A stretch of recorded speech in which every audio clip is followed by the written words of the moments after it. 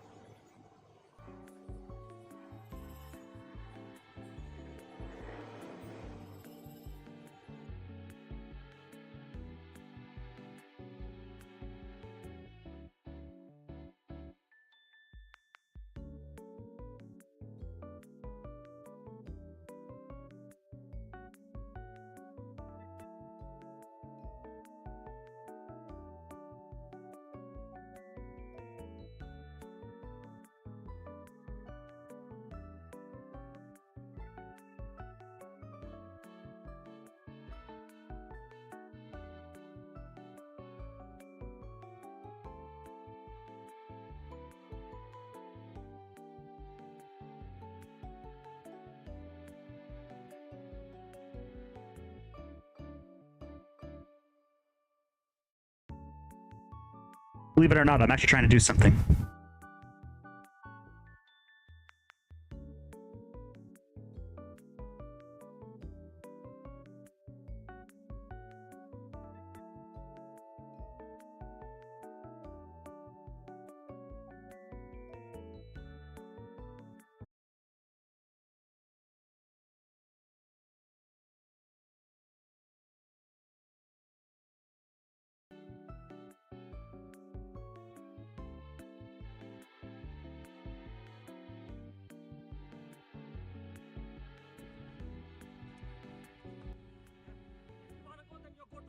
Go down.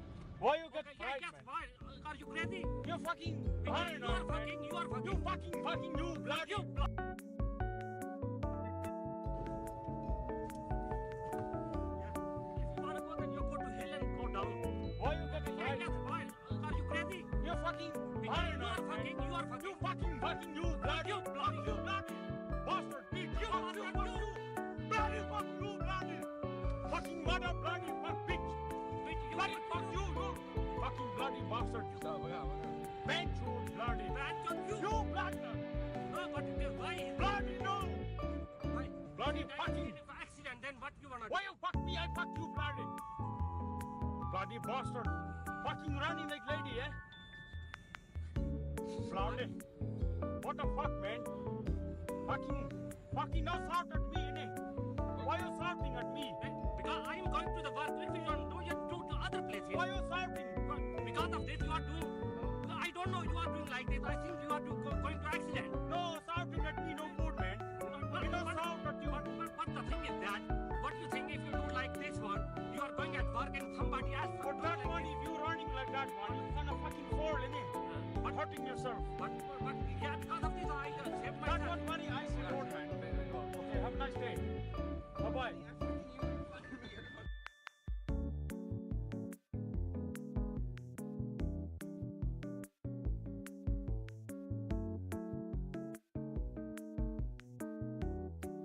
Do you guys know that you can actually ride a cow?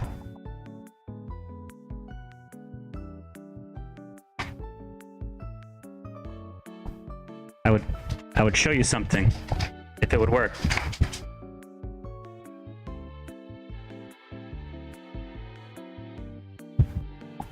That's not the thing.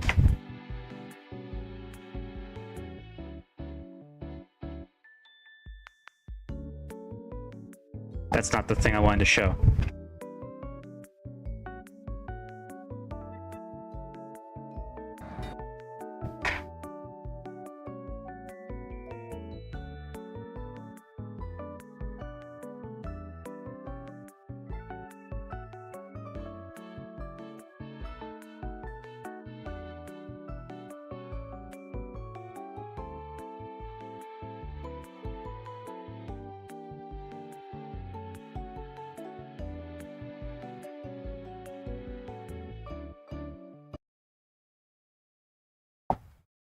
Yeah, that's one way to do it.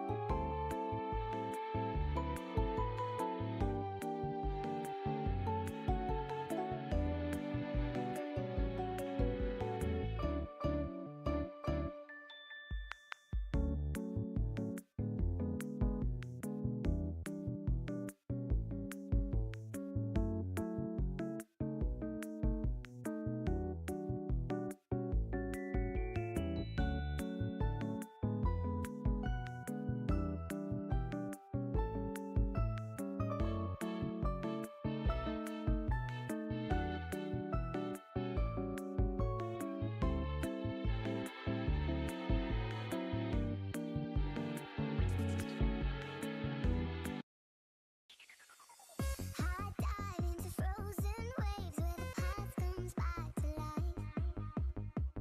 Fight fear for the selfish pain, it was worth it every time. Hold still right before we crash, 'cause we both know how this ends. Clock ticks till it breaks your glass, and I drown in you again. 'Cause you are the piece of me I wish I didn't need. Chasing relentlessly, still fighting, I don't know why. If our love is tragedy, why are you my remedy? If our love's insanity, why are you my remedy?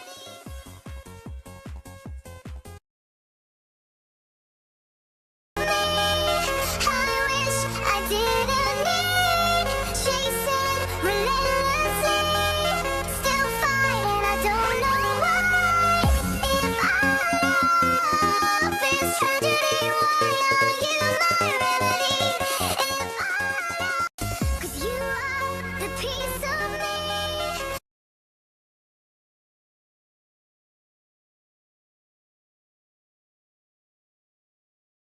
Actual stuff is going on in the game, but I don't know, it's just my guy falling asleep because that took too long.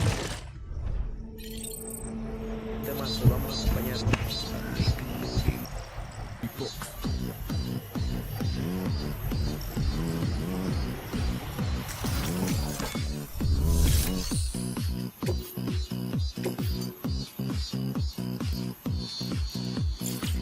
Gente por aquí.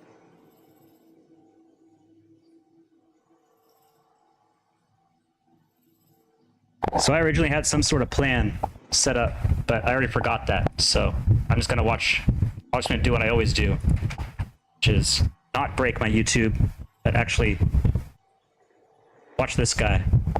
He's kind of funny. But I don't think this is gonna be a funny episode since he's actually talking about like money and stuff.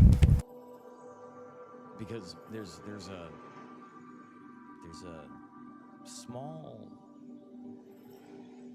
That's right. I'm out of ideas. I don't have any ideas, but then again, I never did from the very beginning. So we're doing a Synthetic Man right now. This is literally exactly what Synthetic Man did. And he's got 150,000 viewers, so why not? Work for him, it'll work for me. So let's do this thing.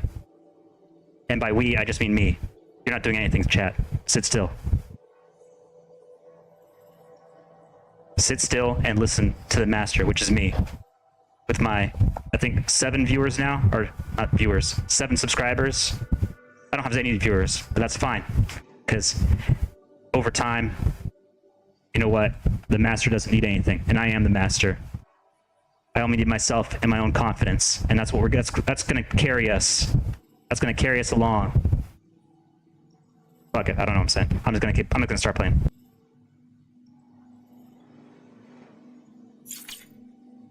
But very important point in this idea that people are they're facing a lot of consternation right now about the job market, rightfully so. There's no jobs, no one wants to hire you. Especially, trust me, as a straight white male, no one wants to hire me, especially in corporate America. We're mostly getting relegated to, especially around here, the factory jobs, construction jobs, Delivering cargo. menial blue-collar jobs that everyone poo-poos and looks I'd like to add, starting the morning off right with some gin, some Seagram's gin. So if you want to join me, we're probably not going to get anywhere near as hammered as Rambot ever does, but that guy's a psychopath, so, or Eggy for that matter. But then again, I don't really want to throw up in the toilet and then hit my head on the toilet like Eggy did and almost die. That is an actual thing that happened. Actually, I can probably find the videos in just a second, but let me get this guy keep going on so I don't have dead air. down on. Women look down on them. There's not a question about that. They look down on tradesmen. But they're still couching it in this, you have to have that job. It has to be a full-time employment. It has to be a W-2 employment situation. You need to be paying your payroll taxes into the system. You need to be paying into when you're self-employed, you pay that same stuff in, but it's a little different. They still expect you to be 24/7, 365 W-2 employee for menial peanuts. They're still working in the same paradigm of 9 to 5, 6 to 3, 40 hours a week. Health insurance. The amount of times I get people talking to me about how I should get a part-time, full-time job just for health insurance. First of all, you have to work for over 35 hours to get health insurance. You're not going to get health insurance out of a part-time job. And newsflash, Chad Elkins can back me up on this. The health insurance that you can buy as a self-employed person is the same health insurance that you can get as a member of a corporation. And fun fact, the corporation, they may match you a portion of the health insurance. They may cover a portion of the health insurance. You're still paying for that because they still count the health insurance that they pay out for you as part of their total compensation package to you, which is part of their tax write-off on you. It's not free, buddy. It's not free, buttercup, sweetheart, hun. It's not a benefit. It is a cost. Okay, you can chill out for a second. So this is Eggy. This is the guy I was talking about. He's a pretty funny guy and actually does some good singing. He used to do these streams all the time. If you ever seen the Monkey Jones channel, this is the guy, Eggy. Shout out, Egg White. Thank you, Rumble. Oh, I can't do that. It's copyright music. And I'm still on streaming on YouTube for the time being. But yeah, this guy on his last stream, which I thought was this one, but I guess it's not. He drank so much that he actually passed out on stream after puking into his toilet, not coming back to stream to shut it off, and then knocking his head onto his toilet bowl. Essentially, that's essentially how he passed out. He didn't pass out from drinking too much, or I guess you kind of could say he did, but he beat his head onto this toilet bowl and knocked himself out. That's his last video, is saying like, "Oh man, I messed up and I'm not going to be streaming anymore." That was 6 months ago. So I don't know. I think that's probably the right choice. Is if live streaming led him to drinking that much, and now he's working out with Monkey Jones on his video. Although Monkey Jones isn't really making that many. He's not pulling too many good numbers as he used to with his old channel. Let me see, what's he at to right now? Thank you, Raymond. Thank you for your frozen stance. My pause game is on point. Simeon Jim. That's his new name.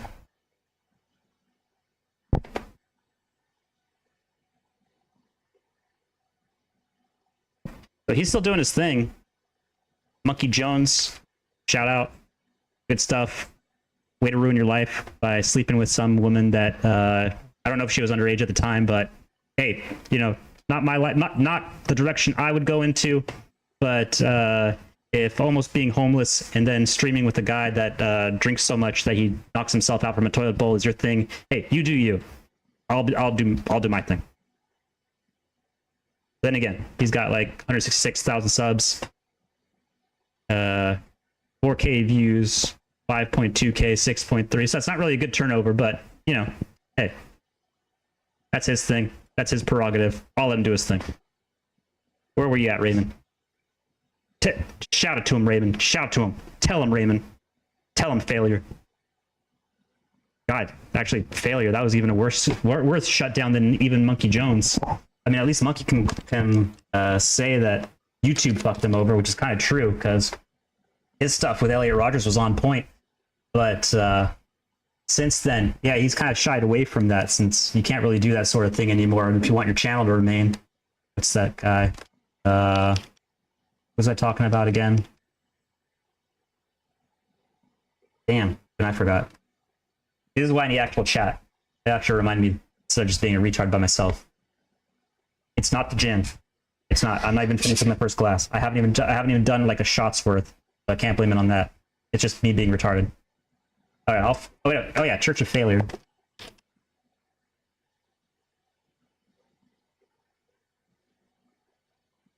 Thank you, YouTube. Always supportive. 375 subscribers. He's really winning. 13 views, 7 views, 1K views. That's not too bad. 1 year ago. 13 views from a 2-year-old video. 7 views from an 8-month-old video.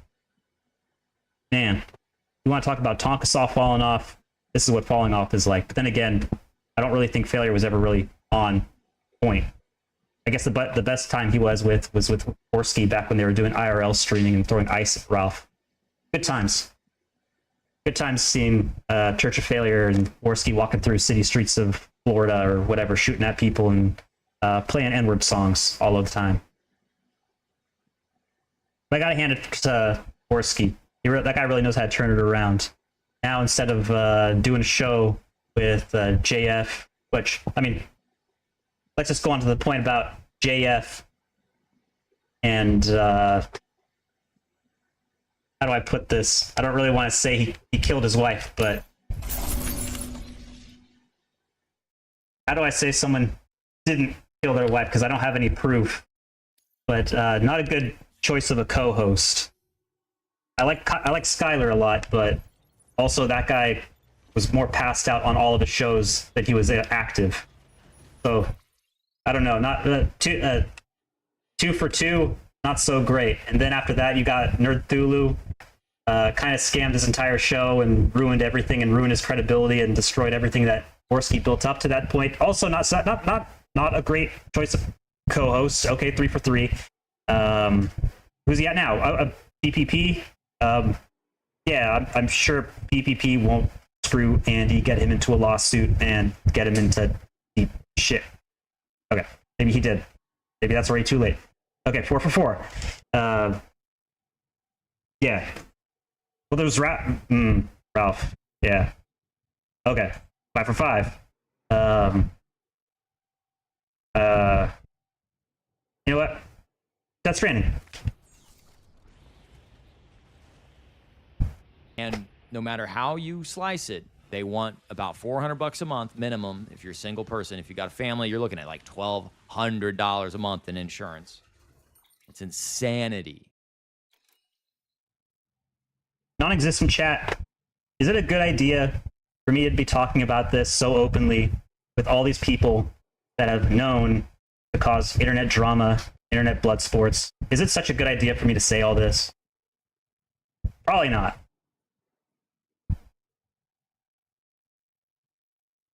I'd add more, but no one else is here. Maybe that's why I'm so willing to say this. Maybe that's why I'm so willing to fire shots. I don't know. Oh, Death Stranding. And that's for the insurance plan with the $6,000 deductible. The out-of-pocket maximums. They want you out of pocket $10,000 a year to insure a person. One person. And they'll still deny coverage. It's a giant scam. But they'll take your houses. If I go into bankruptcy because of a medical issue, I lose my houses. It's called a means test. Look it up. I wish I didn't have to deselect my desktop audio just so I could do mic so I can hear my playback. Maybe not. Wait, give me a second. I know I'm off to a rocky start, but let me keep trying to go with this. My audio. Well, I don't even hear myself. Microphone, microphone, microphone, nothing.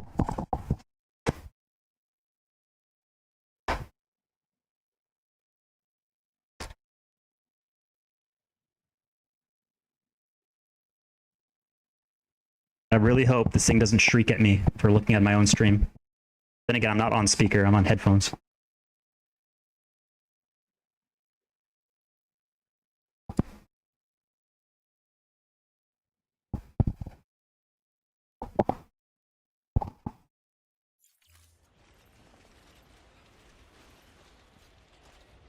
Say something, you handsome bastard.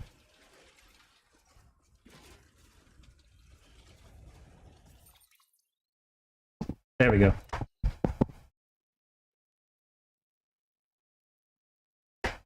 Anyway,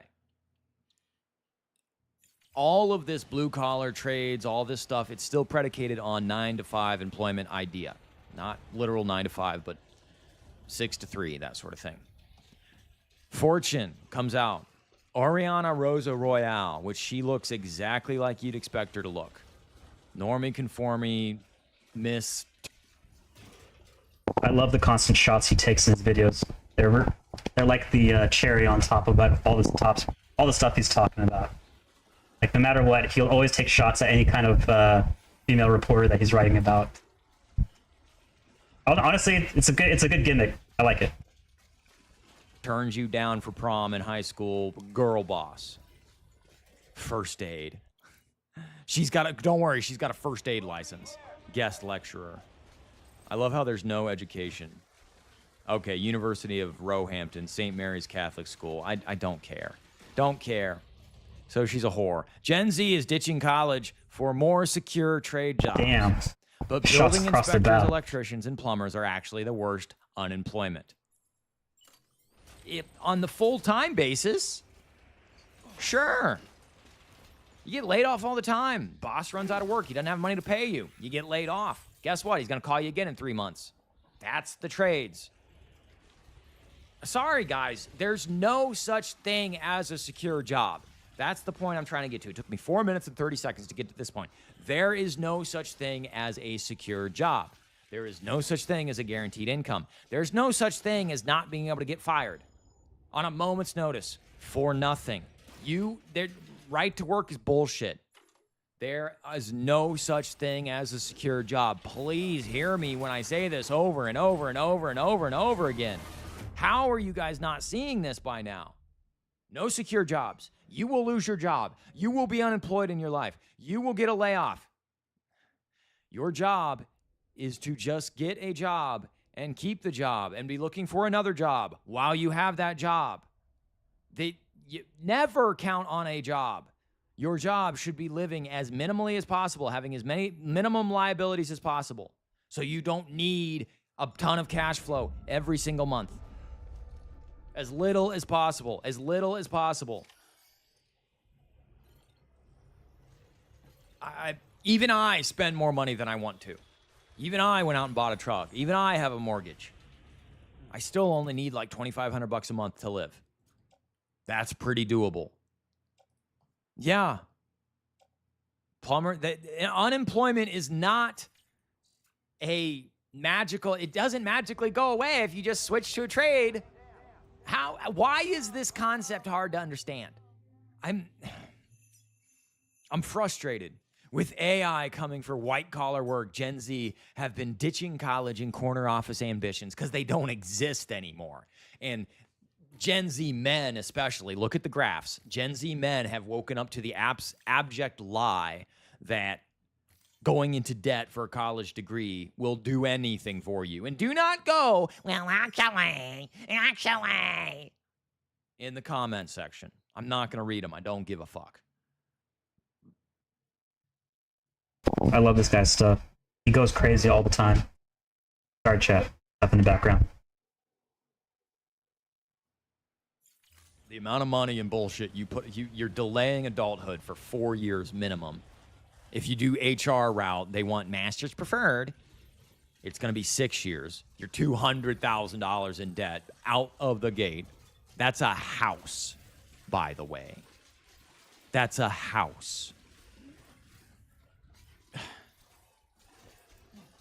Gen Z have been ditching college and corner office ambitions in favor of taking up traditional trades like welding, plumbing, and carpentry. The welding school in Troy has a waiting list. It's packed, and it's $20,000. That school costs $20,000. Welding is not some like panacea. I don't know why you people think welding is like some kind of magic formula. But they're in for a rude awakening. High unemployment rates, unhappiness, and automation risks. There's that magic word again. Unhappiness. God forbid you feel a little down for 5 seconds in a day. God forbid something doesn't go magically perfectly right for you 24/7, 365. Oh, yeah, I forgot. I'll push against that at least a little bit because I did some welding stuff in the past. No, welding's actually good work. If you can get it, it's actually pretty good. The main thing that like people are saying that it's like not the panacea, or well, he's saying it's not the panacea. It's because most welders are actually like burnouts, or they're like druggies.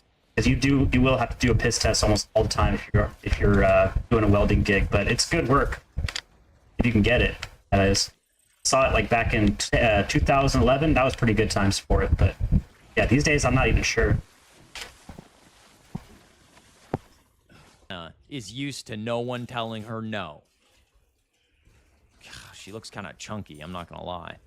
Is this her? Services, I love it. Oh, Jesus Christ. Boy, she's paying for the full LinkedIn package, isn't she?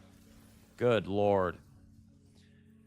Welding and blah, blah, blah. Trade jobs are having a moment. Touted as the smarter, safer alternative to irrelevant, overpriced degrees and entry. They are irrelevant and they are overpriced.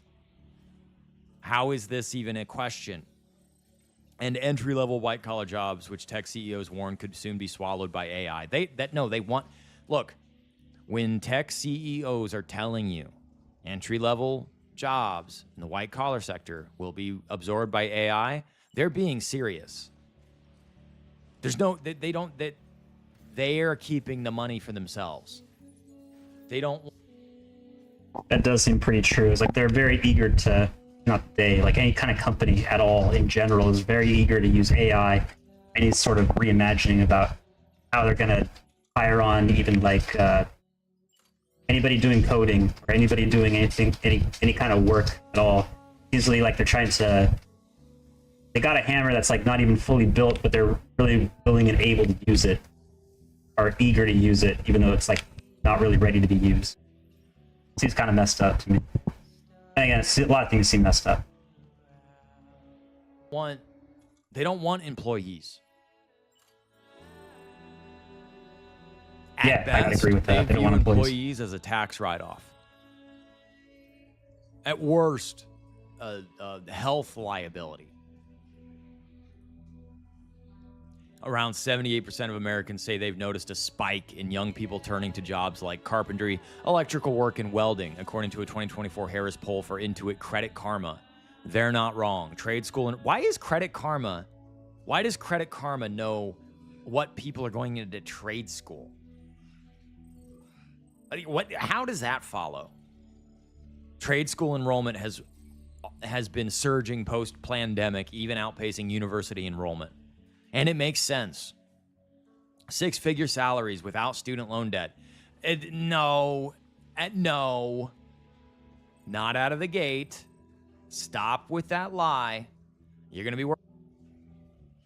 It isn't a lie, but the six-figure roles that we can start off are going to be either in like Alaska or high-risk environments. You can get it, but you're going to be paying for it with your own health or your own life in many cases. Working 10,000 hours before you make six figures. Nobody makes six figures out of the gate. Freedom to work for yourself and hands-on real-world skills that can be outsourced to a chat that cannot be outsourced to a chatbot. But new research suggests that the reality isn't as stable or as future-proof as it's being pitched. It's almost like everything's a lie. Inflation is a zero-sum game. You know, I used to say that a lot. I used to say that till I was blue in the face. People stopped listening to me. It's like they didn't care. This is about inflation. This is a Federal Reserve problem. Until we eliminate the Federal Reserve, not a part of the government, by the way, private banking-run cartel. Baby's first libertarianism. Until we eliminate. Not hating, Federal he's true, Reserve, he's right, but floating it's like, point, obviously. debt-based fiat currency, and return ourselves to a solid, asset-backed monetary system with honest weights and measures, and give Congress back the power of the purse, the only constitutional right anyone had in this country to make currency and coinage was Congress. Okay, but they're not going back to that, and they never will. So, like, stop trying to think that just complaining about it's going to change it. It's not. It's already been set in stone. Abdicated that responsibility with the Federal Reserve Act. And then we had a depression 10 years later. It's just 15 years later. None of this gets fixed until the dollar gets fixed, until the national debt it gets fixed. They obviously do not want to do that. They don't want to have that happen.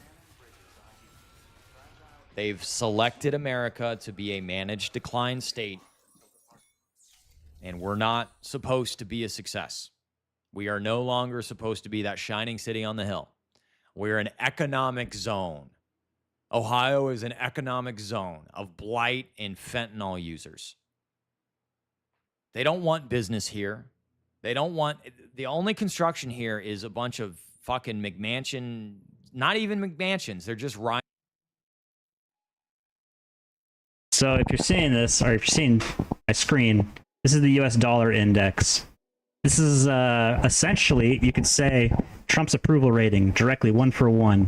You can see right where he started off, because it's this is a good time of day, or time of year, rather, because it shows like if I do a 6-month chart out from where this starts out on the left, that's where Trump got in, and to the right is where Trump is now. And that little number right there, that 97.73, is what the value is for the US dollar. I guess relative to other currencies in the world, are it's a good basis for how much the US dollar, how strong it is currently.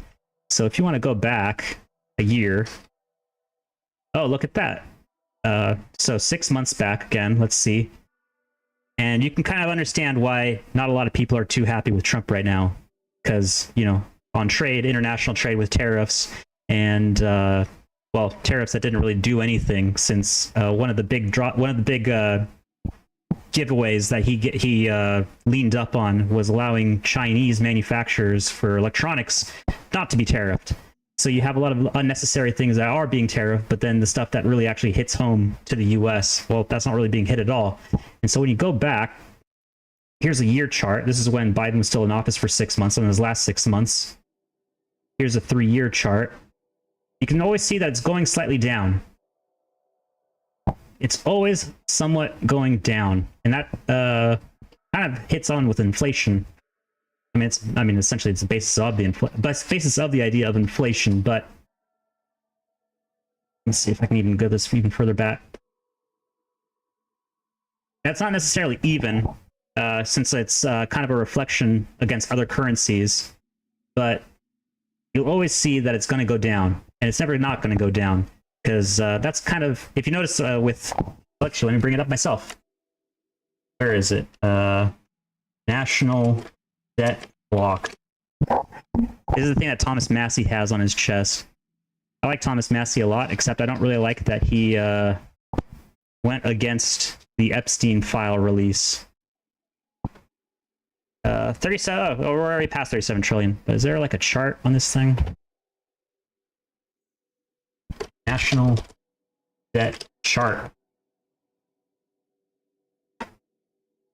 Total public debt. Here's by Fred, Federal Reserve. Here's their chart.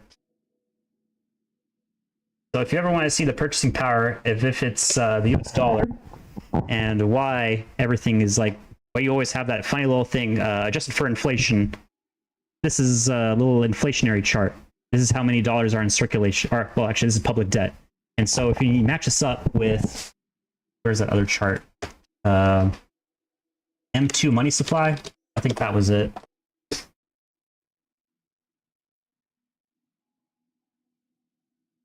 So here's M2 money supply, and here's the debt. You'll see this little bump right about here. That's 2022. I think that was when Federal Reserve actually tried to do a few things to put in interest rates. Well, to kind of see back where we're at right now, 22,000, just under 22,000. So we're a little bit above it, but that's kind of going in tandem with your national debt, and that's how much dollars are in circulation and how much debt is currently set up. And you'll see it's very close. And that's why you're never going to go back to a gold currency. And that's why you're never going to break off from fiat. And that's also why you're never going to break off from the Federal Reserve. So any kind of arguments for it or against it, kind of moot point. In homes. Custom houses on lots after lots after lots. And they just ship in Mexicans to do that work. There's no Americans doing that work. I mean, I have a really good gig, you know, on call basically whenever they need help for like $30 an hour, standing offer for basically day labor, whatever they need, drywall, interior stuff, facilities, turnover for tenancies and leases. $30, it's great. I grew up in the trades and my dad's a contractor. That's the only reason I have that. And by my dad's a contractor, that means I was working with him when I was 8 years old. $30 for a contractor is actually pretty good. Usually I get away with paying 25 to 22 to people. God. And it makes sense. 6-figure salaries. Okay, it's not as future-proof. According to a new Wallet Hub survey, ranked the best in works entry-level U.S. jobs in 2025, trade roles dominate the bottom of the list. Welders, automotive mechanics. Oh, nobody wants to be an automotive mechanic right now. Holy shit. The car companies are legitimately on a warpath to get rid of the automotive mechanic industry. They don't want cars that you can work on at all. They're counting down the days until. This is also a true statement. If you see Chrysler, it's not even just an EV thing. EV things kind of really set it off in the public because at the same time you had EVs and Elon Musk with Tesla coming out and putting up firmware that you kind of have to jailbreak. John Deere did that with their tractors, and at the same time Chrysler did it with all of their cars, or rather the parent company, who also owns, I believe, Jeep and a few other brands, Dodge. For all of their new stuff, you can't repair any of it without breaking their firmware first, just like you would with a first through our early generation iPhone. You'd have to jailbreak them first before you can add on any extra features. Well, for a John Deere tractor, or for a Chrysler car, or for a Jeep, or oh great, my phone overheat again. For a Chrysler, a Jeep, or a Dodge, or any kind of EV, they lock you out of doing any modifications or replacing parts. Originally, they say it's just like who's that guy? That New York guy who's kind of in Texas now. Oh, it doesn't matter. He was doing the right to repair bills and stuff, and he was complaining about it a while back. And it's a long-running issue. Sure, it's been going on for over a decade with John Deere. What's this guy saying? While there are examples of viviparous fish, An ammonite with an umbilical cord is unheard of. And if it is indeed 200 million years old, it would also correspond with the end Triassic extinction, another one of the big five. Could the umbilical cord be connected to the beach? We must recover that cargo at all costs. It could provide a vital clue to the mechanisms underpinning the Death Stranding. We're so close. So very, very close to grasping the true nature of the phenomenon. Hurry, Sam. We cannot risk that ammonite being lost.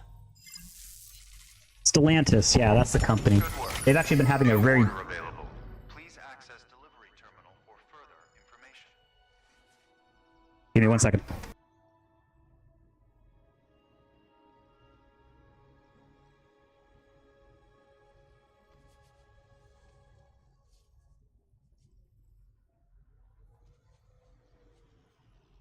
Stellantis, that was the company. Stellantis owns Alfa Romeo, Chrysler, Citroen, never heard of them, Dodge, a bunch of other stuff, Jeep, there's that one, Maserati, and a few others, Ram trucks. So these guys actually have a big issue with their things, and if you bring up their stock price as well, Stellantis stock price. I might be talking out of my ass on this one, but let me see. Good to bring it up on stream. 5-year chart. Oh, they were doing really well back last year even. Coming down quite a ways since then. They're at all-time, or 5-year all-time high at 30. Now they're at 10, so I guess that's a one-third or 2/3 drop off, 1/3 remaining from what it used to be. Let me see John Deere, for that matter.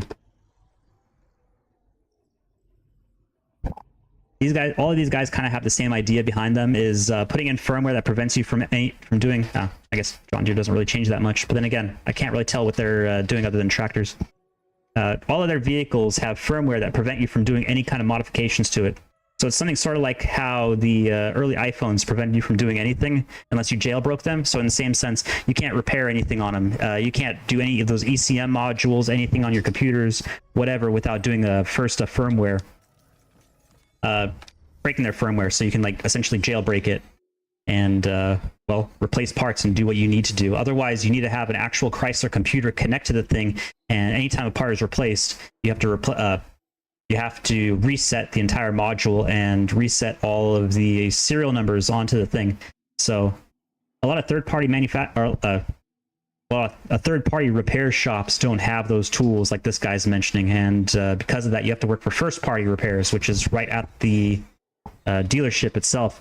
And for those places, I've seen a few with the what's his name, the guy that's on here, like they're making fun of like the Ozzy Osbourne death, by saying he died as well. It's the car guy, but anyway, he was saying that for if you work at a dealership as a mechanic, you only get paid a flat rate, meaning like if you're doing a repair for an engine or a repair for a transmission, they already know like what the estimated time is for those things, and they'll only pay you for what that estimated time is. So if you go over it, you don't get paid any extra. And if you go under it, great, but you're probably not going to be under par. You're probably always going to be either at or over par, so it's always against your interests. And a lot of people get burned out real fast because you always have to start out that way if you're working for a first party. Third party usually get paid hourly, I think, but I never worked for those positions, so I couldn't tell you. Mobile is a subscription system as a service, and they want us in 15-minute pod cities anyway, so we're not driving. The automobiles are not designed to go over 100,000 miles. They're designed to grenade themselves. They're designed to be repurchased every 3 years or 36,000 miles. Even the new old platforms, like my platform is 15 years old. They designed my engine and my drivetrain and everything came out in 2009. And it's still, I mean, that's 17 years. That's 16 years. 17, yeah. That's 17 years old. And it still has variable valve timing. It still has MDS. It still has, I mean, I got to watch the oil on it. Like there's maintenance items that I have to do on that thing. An oxygen mask, huh? They do not want automobiles lasting 300,000-400,000 miles. And it's gotten to the point where you're gonna find a car that's one of those old Toyotas, One of those old OBS Fords, one of those old body style stuff that needs the maintenance, needs restored, needs Shout out Toyota SR5. your old car. Those are going for $20,000. Those are going for $20,000. It's crazy. You can't, a $10,000 used car is a thing of the past. I know. It took me almost 3 years of driving a $1,400 beater to finally admit defeat and buy a new truck because I couldn't find anything under $40,000 that wasn't 200,000 miles. There was nothing. It's hell. Car market's hell. Automotive mechanics, boilermakers, and drafters all rank among the least promising career starters. Worse still, jobs like building inspectors, electricians, and plumbers are tied to the highest unemployment rate in the entire study. So, are they counting people that are self-employed and working on a 1099 basis? Because I think they're still operating in the paradigm of they need to be employed W-2, 9 to 5. If that's the case, of course they're going to show the highest unemployment rate. Most building inspectors are... People don't work for a company as a building inspector. Building inspector is someone who, like a house inspector, that's a self-employment gig. That's a $400 check on a self-employment basis. You don't have, no, you're not employed. You're professionally unemployed. Like municipalities hire building inspectors to like make sure stuff's up to code on the commercial side, but no, you're not going to have... I don't understand why they're acting like building inspectors are supposed to have like amazing employment prospects. That's never been the case. That's never been the assumption. More than 3 times that of entry-level office jobs. Entry-level office jobs don't exist anymore. You know why? Because they send people like me who have 15 years of experience in web development the entry-level office jobs. I'm literally getting LinkedIn interview requests for $24 an hour. Office jobs. Web production specialists.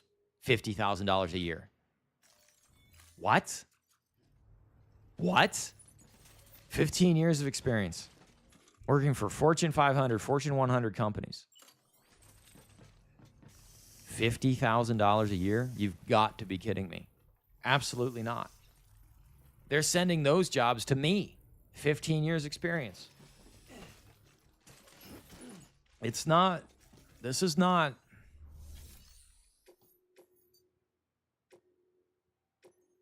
ten worst entry-level jobs, welder, because it's been flooded. The welding school in town here, one of the best, Hobart, one of the best welding schools in the nation. Their parking lot is packed every time I go by it. They have a waiting list that's multiple years long. Damn, so never mind. I guess they did flood the welding market. Okay, don't do welding. You're probably not going to get a job. Then again, I don't know. I'm just assuming this. It's like, it's everyone goes to Hope. Everyone goes there. It's a massive school. The entry-level welding stuff, it's flooded. It's been flooded for decades. I mean, that school had a waiting list in the 2000s. All right, I can't. Yeah, I mean, 2011 it was doing fine. Welding was pretty good back in 2011, but a lot of stuff was. It's not computer numeric control machine programmer. Oh, CNC. Mechanical drafter, automotive mechanic, boilermaker, emergency dispatcher, architectural drafter. Architectural drafter, that's not a blue-collar job. Telecommunications technician, benefits administrator, tool and die maker. Yeah, there are no good jobs. Take the job that requires the least amount of monetary buy-in on your part while giving you the highest amount of monetary payoff. For me, that's YouTube. As long as YouTube lasts, it's YouTube. I don't anticipate YouTube lasting forever. I don't. I'm paying down my mortgage as aggressively as possible because, quite frankly, I don't think I could find a better deal on a house. Not now. Prices are not crashing anytime soon. And I got an 8% mortgage, so I got to pay this off. Your contribution. I'm paying it down as fast as I possibly can. 8% is insane. While I'm making hay while the sun shines. This isn't forever. There's no way this is forever. Just for a simple fact of like, I'm not going to be able to do this in a couple years. Like, there's a shelf life to this. According to the researchers, these roles scored poorly due to limited job availability and weak growth potential, as well as the potentially hazardous nature. Plus, while you'd assume the physical nature of trade work makes them immune to automation, Wallet Hub's analyst Chip Lupo tells Fortune that the data shows they're also vulnerable. New technologies like fabrication and robotics are starting to take over parts of the workload, which can reduce demand, Lupo explained. Just like office workers who are experiencing mass layoffs and are the mercy of recession, rate hikes and demand are so too are tradies. Oh, she must be English. Yeah, I think she is, because she went to Roehampton. God, why are English women so just insufferable? You're insufferable. You're just so full of yourself. Oh, posh me. My. Oh, I'm English. I'm better than Americans. Those stupid Americans, they don't know how to do anything. Is she talking? So is she talking about a blue collar in Europe? Trade jobs are closely tied to industries. Europort is called the fuck out. Which means they're sensitive to. I think you get along well with Josh Moon. So are every other type of job. Then again, Josh Moon slow down. Projects often. He's distracting me. Sorry, but then again, Josh Moon only hates Anglos or UK people specifically, with good reason behind it. But yeah, kind of messed up. Get delayed and canceled, which can lead to job losses. One lie that I need to figure out a good, articulate way to quelch this fantasy that you will work all the time indefinitely into the future. Like that you will have steady work promised to you just because you exist. I don't know where that comes from. I don't know where that concept comes from. I don't know why people have that in their head, that there's just endless jobs available to everybody. There's not. Unlike Democrats would have you believe, there is a limit to growth. What was it, Alan Greenspan, limits to growth? Or was that Milton Friedman? On top of that, some trade jobs are seasonal, which means that bad weather or off-peak months can drive construction and maintenance work for several weeks. Look, I had work January, February, March. No, April. January, February, April. There's a week in April. And then I'm going to have more work here at the end of August to the first week of September. That's the construction work I was able to get this year. Couple months. Like, I don't even think it's going to break $10,000 for the year. You've got to get your expenses, get your housing expenses underneath $1,000 a month. That probably means a roommate well into your 30s. That absolutely means a roommate well into your 30s. It's kind of messed up, but that's not even the first time I've heard it. There's like this Red Letter Media guy. He makes videos every single day. He does the the Daily Slop Fest stuff, reactionary videos, which I'm doing right now. He said he had roommates until he was like well past his 30s. So that sounds awful. I'm not gonna lie. I don't know. I'd just fight for Zog and go and join the military or do something like that. That's what I did. It worked for me. It probably won't work for you. Nothing works right now, but then again, I don't have good advice right now. Everything's kind of sucks. Sorry, guys.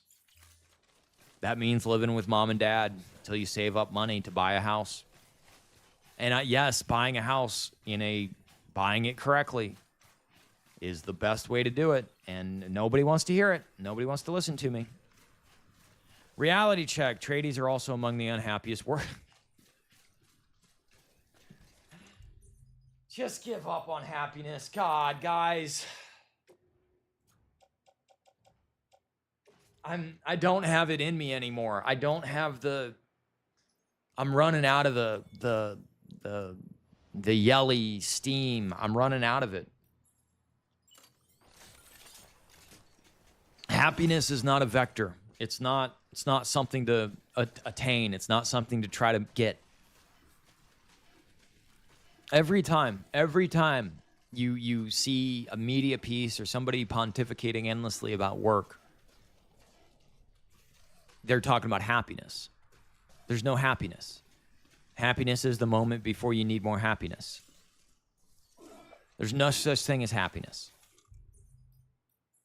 Why are we still trying to define our lives by happiness? There are moments of joy. There are moments of contentment. There are 25-minute moments of pleasure. Let's put it that way. If you can procure that from the opposite sex. Happiness it's not. Work sucks. That's why they pay you. Look up Aaron Clary. He talks about the white girl blood all the time.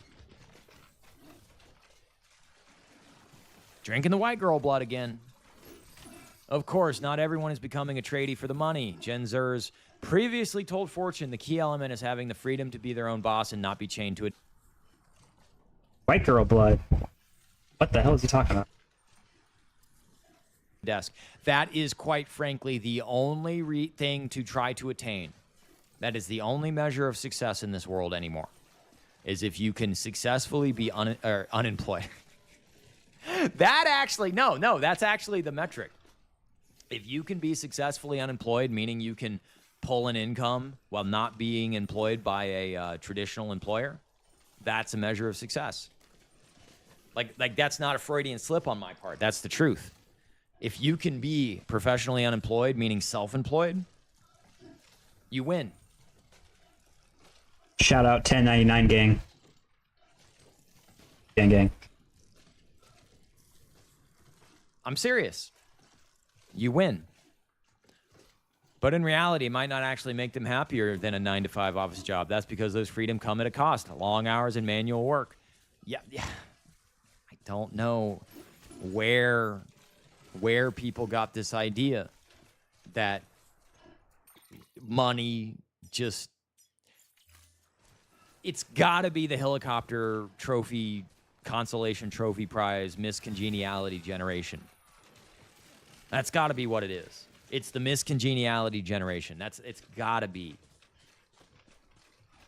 Remember that movie with Sandra Bullock? It was so funny. I thought it was funny. Fucking Star Trek, Captain Kirk. William Shatner was in it. I remember that. He's a funny guy. He just... Nothing comes easy. I have no idea what he's talking about. Doing this all the time ain't easy. Talking for 8 hours a day, that's not easy. Coming up with something new to say all the time isn't easy. You realize after a while, like, what's worth repeating over and over again.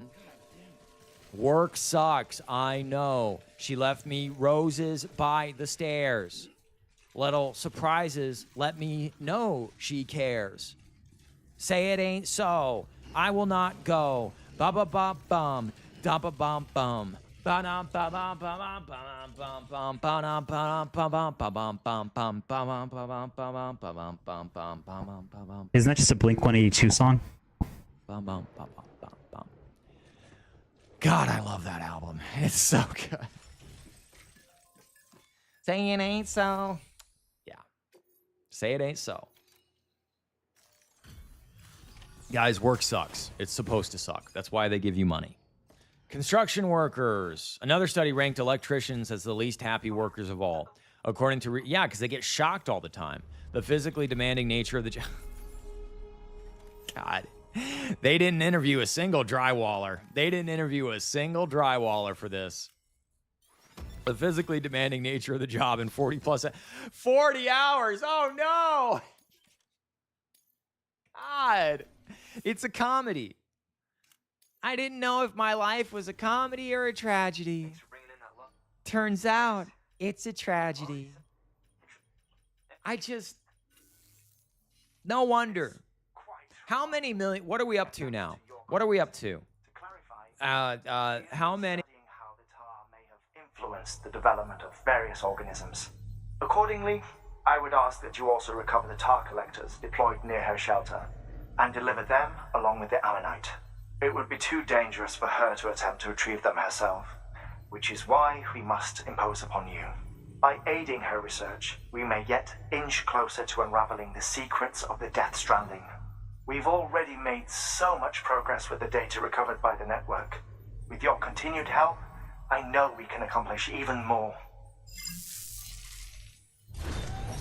Good work. New. Order available. Please access delivery terminal or Okay. Whatever the fuck that was. Men are not in the workforce 2025. They've got to have numbers by now. Oh, look, it's magically still 7 million. 25 to 54 are neither working nor no longer looking for work. 10% of the local total men.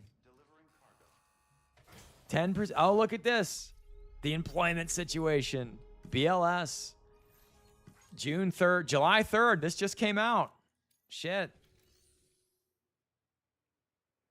Yeah, I don't, look, work sucks. That's the point.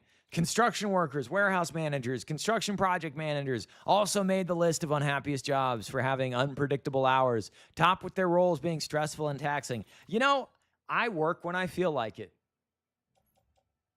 When I agree to contract labor, I know I have to be there by 7 o'clock. Guess what I do? I work through the pain of that first night of no sleep because I'm not used to waking up that early. And I have to wake up at 5 a.m. to be on the truck to go there. And then it takes you a week to kind of adjust to those hours. And then your feet are going to be barking like dogs because you're standing on a concrete pad all day. It sucks. Yes. This is understood. It used to be like what? Suck it up, Buttercup. Do I got to name this video Suck It Up, Buttercup? That's what I'm going to start saying. Suck it up, sweetheart. Suck it up, Buttercup. Man, it's just like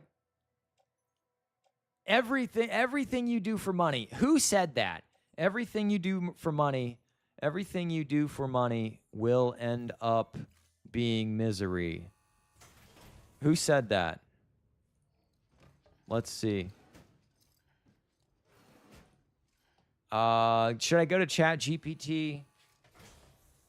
Let's go to ChatGPT. Let's see if I can log in. I'm not going to show you. Log in. Let's see if I can log in. Am I in the right? No, I can log in real fast. Hold on. I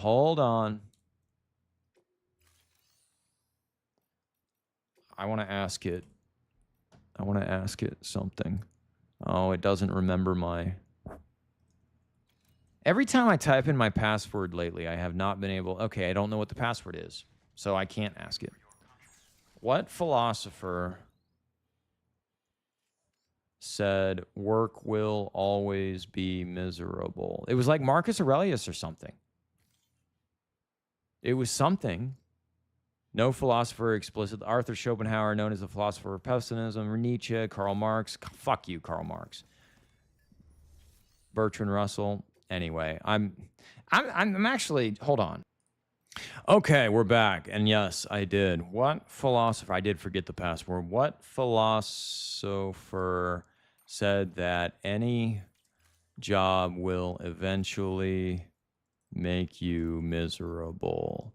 Anything you do for money will eventually, anything you do for money, was it Marcus Aurelius?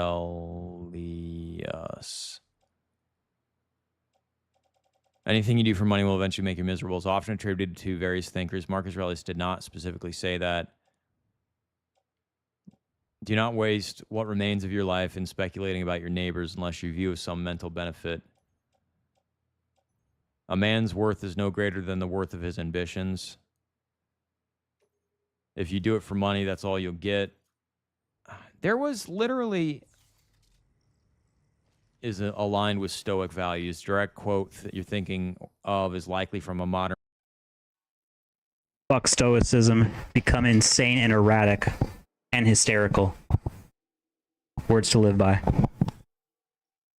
Philosopher Joseph Campbell or Alan Watts. Anyway, there was a philosopher. I read it. Not on Reddit. I got banned from Reddit. Bunch of troons. There was a philosopher that said, Yo, based. I know that's 2019 talking, but anything you try to do for money will eventually make you miserable. Anything. A job is just something that you do for money. Period. It's not aspirational in any other way. It is for money. Like, I hate to break it to you guys, but it is for money.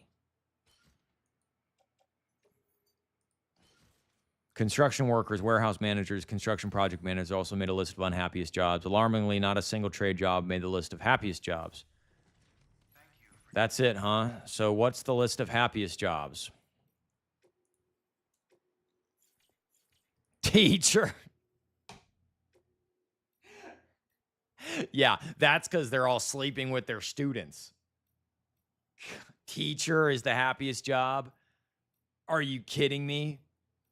Fitness trainers. Okay, that's another job where you get to have sex with your fucking clientele.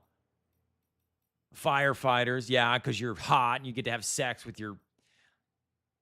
Really? They're going to claim teachers, firefighters, chefs.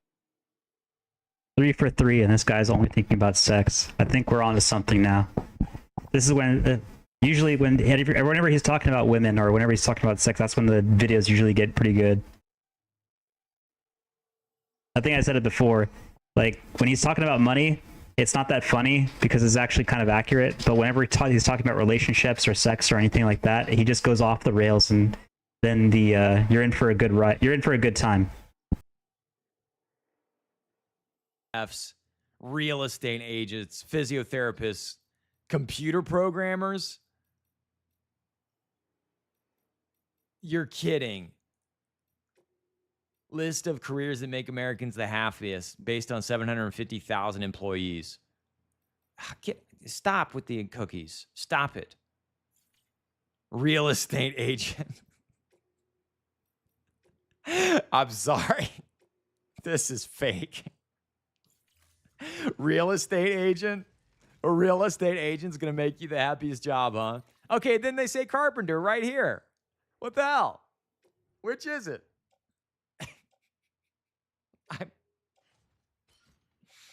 Is it real estate agent or is it carpenter?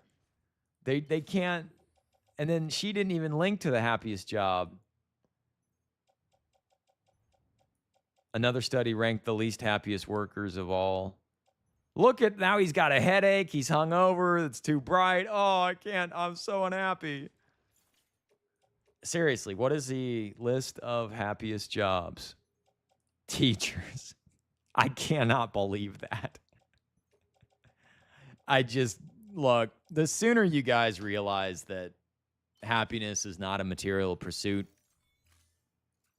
stop it. It's not gonna, you will have moments of joy. You will have moments of pleasure, but you will not experience happiness.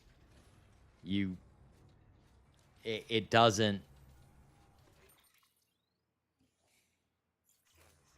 Figure out the thing that you can put your skills, talents, interests, and effort into for the maximum payoff versus the minimal amount of liability, whether that's monetary liability, time liability, situational liability, or otherwise. Get the most out of it as you can, because inflation is a zero-sum game to the bottom that will destroy everybody. You don't get out of inflation. You have to make money. That's how they've set up the system. Even the most off-grid homesteader ever, he's still got to get up and go churn water out of the well and butter and shit. And he's probably living alone because good luck trying to get a woman to live that lifestyle.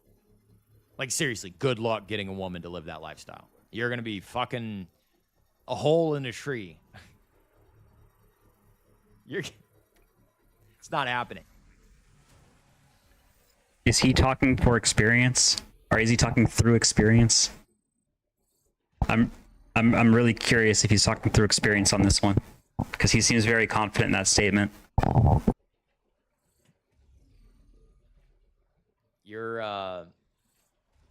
You don't get out of work. That's the point I'm trying to make here. You do not get out of suffering. There's either hard or harder later. If you can, look up this book. Look up this book. Zero World Problems, Aaron Clary. I'm not going to look up the book. I'm not going to look up the book. I'm too lazy for that.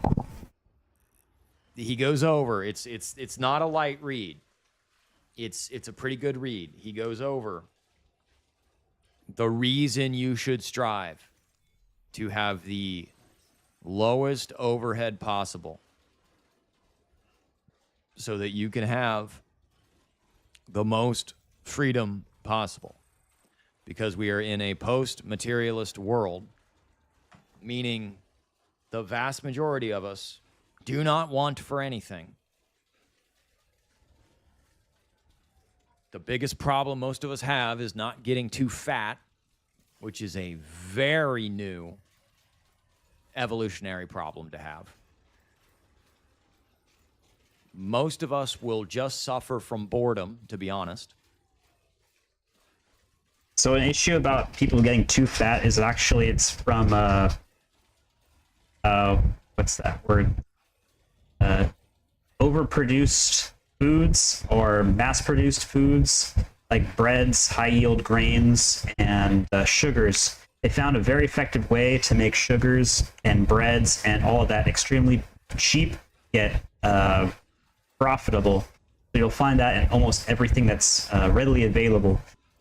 That's the stuff that's actually making you fat because it shoots your insulin up like crazy and makes you fat because you hold on to it. It's also why you have a lot of issues with people going and having high estrogen content, being fat, being effeminate, and I would say a lot of this with the tranny thing that's going on, where women are kind of being round and obese, men are being skinny and not holding on to muscle, and everyone's just fat overall, is from those overproduced foods or mass-produced foods. Try keto for once. I did it since 2017, and it works out pretty well. Then going completely spiraling into a health thing, and then listening to miscellaneous on bodybuilding forums. Works really well. To learn about the Jews. Do it. Most of you, unless you're way younger than 30 years old, you'll probably get to a point where you realize that you find a pretty good equilibrium with how much money you need to operate your life versus how much money you can get out of the market for your skills. You do kind of reach an equilibrium. When you're young and you're like 22, 24 years old, it's really stressful and you don't know what's up. But you eventually get to a point where you will simply just make enough to get by. And you reach an equilibrium. And your biggest problem will be figuring out what to do with your life because you're not going to get a wife. You're not getting kids. You got to figure out a way to fill your time. And because most guys are naturally minimalists, naturally not spenders, you will have excess cash lying around. Me, I'm paying down a mortgage with my excess cash. I feasibly can do it. I won't necessarily say that's incredibly bad advice because monetarily speaking, that is pretty good advice. If you have extra cash, you should pay off your mortgage and work on whatever you have on it, like paying extra, not just your minimum payments, but completely resigning yourself and going by the assumption that you were never going to have a family. I can't really say that this is a good line of thinking or generally healthy in any way whatsoever.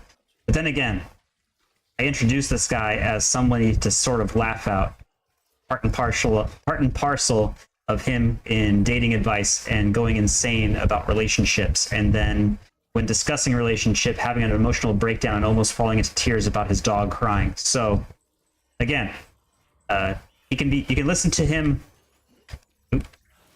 You can listen to him. Oh, hell yeah. Uh-oh. Good thing I have everything on my container thing. I haven't met a BT in a long time.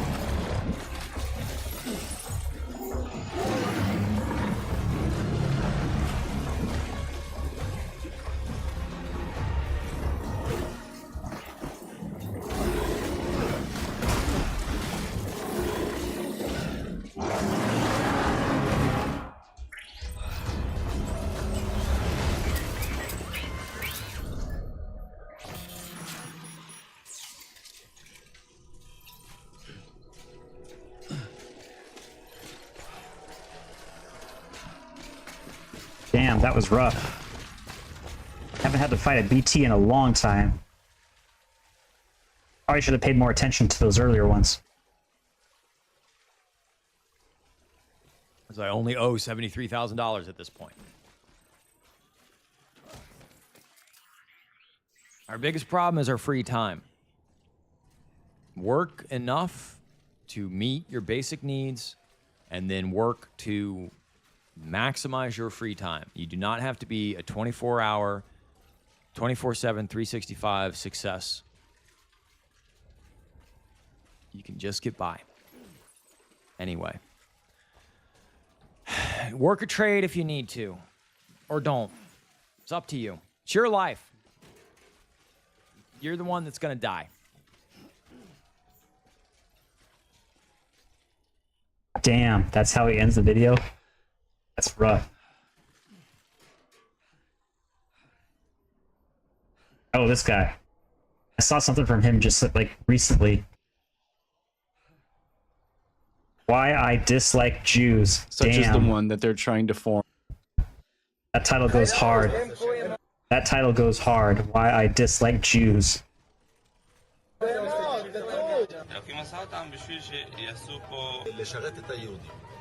Hi folks, I am the Shameless Spurg. I hope you're doing well today. כל הגויים שאתה רואה שיש בעולם המיליארדים האלה, הם הכל רק בשביל שהיהודים יהיה להם איזה תועלת. So today I wanted to cover the topic of what it was that first turned me against Jews to begin with.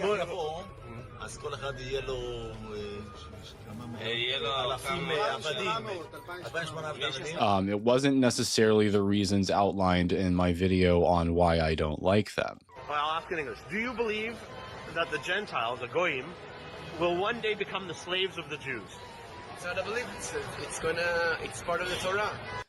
There was very definitely a flashpoint that brought me to the point of flipping on them. טוב, אני לא אותם להביא את המספר המדויק, על כל יהודי אמור להיות 800 או יותר עבדים. I was raised very philo-Semitic. I loved them a great deal because I was very brainwashed about them. But, you know, there came a time where I was accused of anti-Semitism one too many times for things like anti-communism that I began to wonder what the hell is going on here. And throughout the course of my research, I found a number of clips from rabbis, you know, teaching in their synagogues, in their congregations, talking about the subject of anti-Semitism, talking about the history of anti-Semitism and some of the reasons given by people for their anti-Semitism. And it was clips just like these, and digging deeper into the things they're saying and finding that they're not the only ones that think that way, that really led me to the conclusion that these people are a problem, and to me they are. You know, thus began this journey with the Jewish question, only to, at the very end, find that it was less of a question and more of a problem, if you know what I mean. So we're going to get into some of these clips, and I'll offer a little bit of commentary in between them. Also, please like, share, comment, subscribe. I like that most of these clips are probably shown on Ghost Politics. He always says that they're out of context. I always found it funny.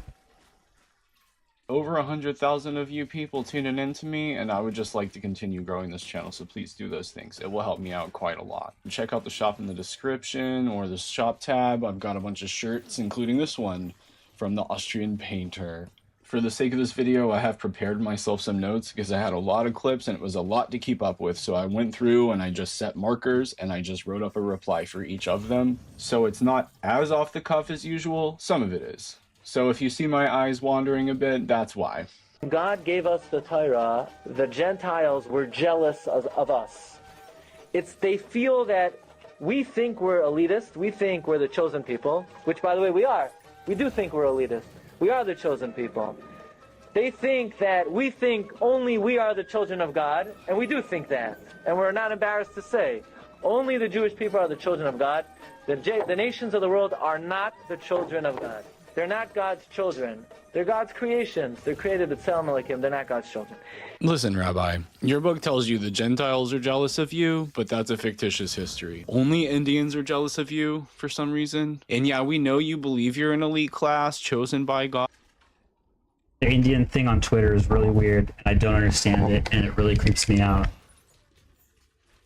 That's all I had. Really weird. And there's a lot of Christian dupes that believe it too. But for my part, I don't really care that you believe in that delusional bullshit. I'm not jealous because it's a bunch of nonsense. I care that you simultaneously reject my right to self-determination and identity, and you cry about white supremacy while holding these beliefs.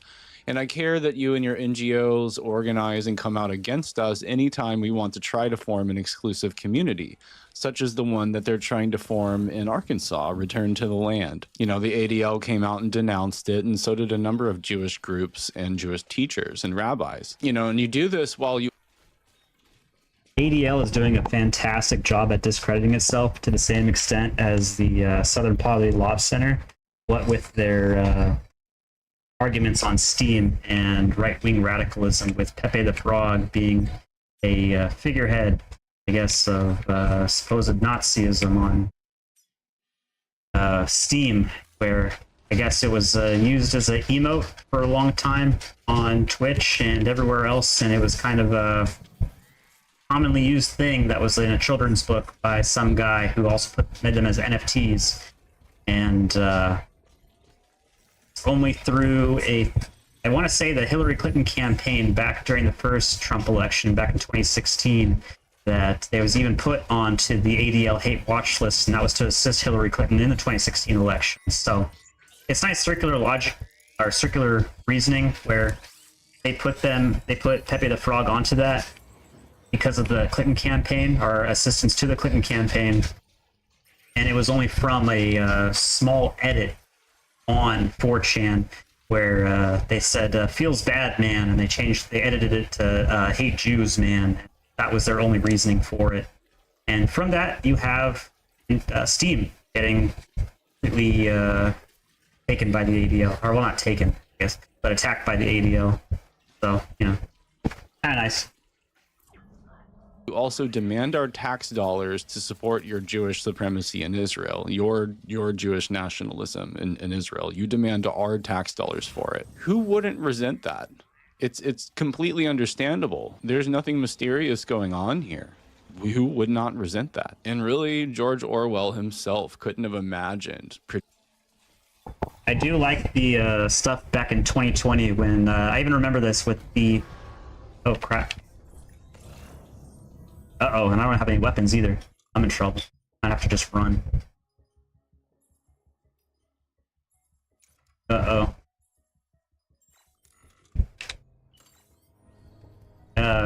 But I was saying, yeah, I like the stuff back in 2020 where they were doing the stimulus checks, the first wave, or maybe it might have been the second ones. I can't remember which, but they were still arguing about it in the Senate, and it was taking on, I want to say like the second month, but they were still arguing about stimulus checks.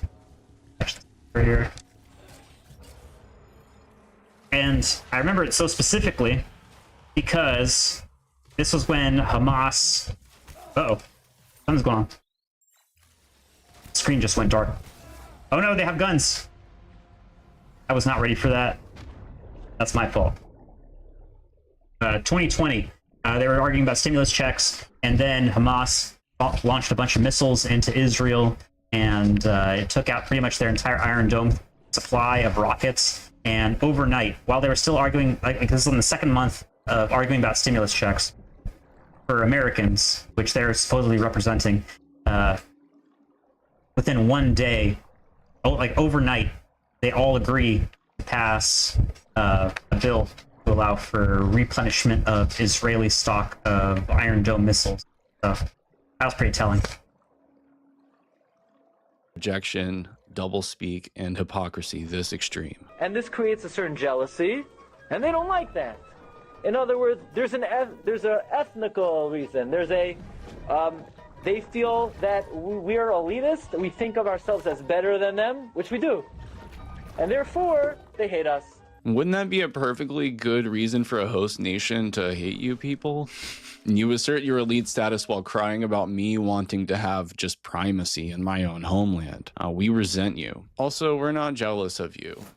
We think you're a bunch of psychopathic and schizophrenic ethnic narcissists who excuse all of your shitty behavior and neuroses with these batshit religious claims. We resent you not for your Torah or the fact that you believe you're chosen. You're not the only people on earth that's believed they've been chosen by some deity or deities. I don't really care about that. We resent you because you're insufferable hypocrites with forked tongues. You do nothing but gaslight, lie, and project.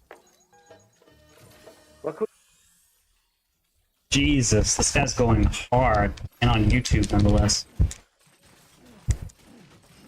Really wish I didn't get killed by that guy and lose all my gear.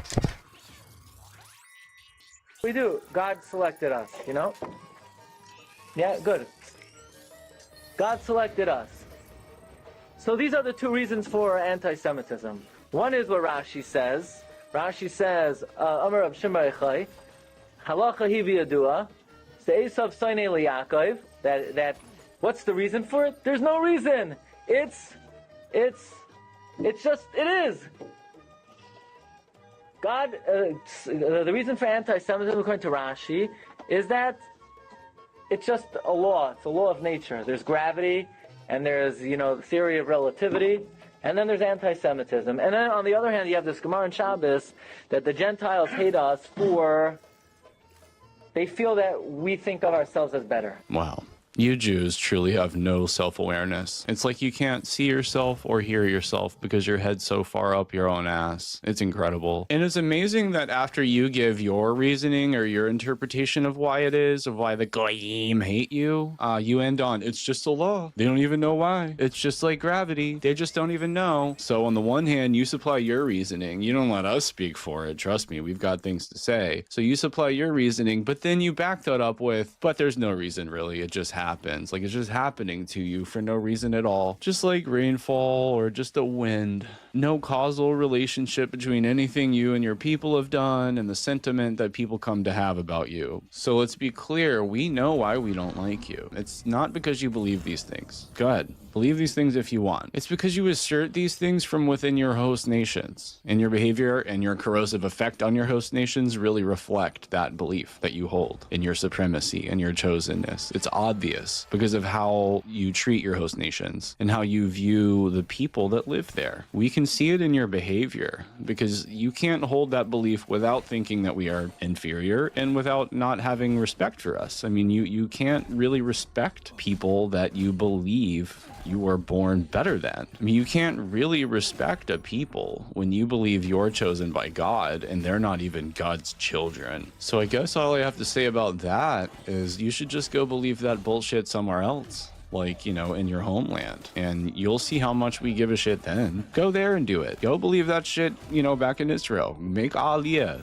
Get the fuck out of the West and see how much we care about that. We don't give a fuck. We just hate that you're here doing it. While you fight against any effort that we have towards nationalism or pride in our folk, identity, self-determination, you never support these things for us. And then you have the nerve to pretend that there's just no reason at all for people to resent you. None whatsoever. And so this clip contains the very lack of self-awareness that demonstrates why I resent you. It's not because of, yeah, Hashem gave the Torah to us and you're just jealous, Goyim. No, that's not why.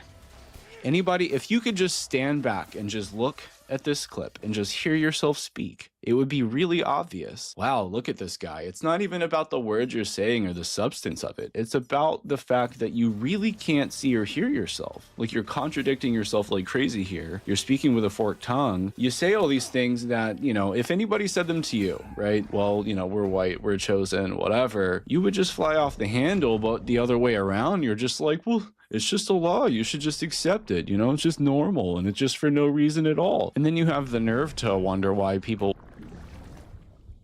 I might have to reload save and come back with a rifle. This is kind of rough. Would resent you. But then instead of asking them, you just come up with your own bullshit reasons. It's just so exhausting dealing with you people. In America today, we have white supremacy. In the Torah, we had Amalek.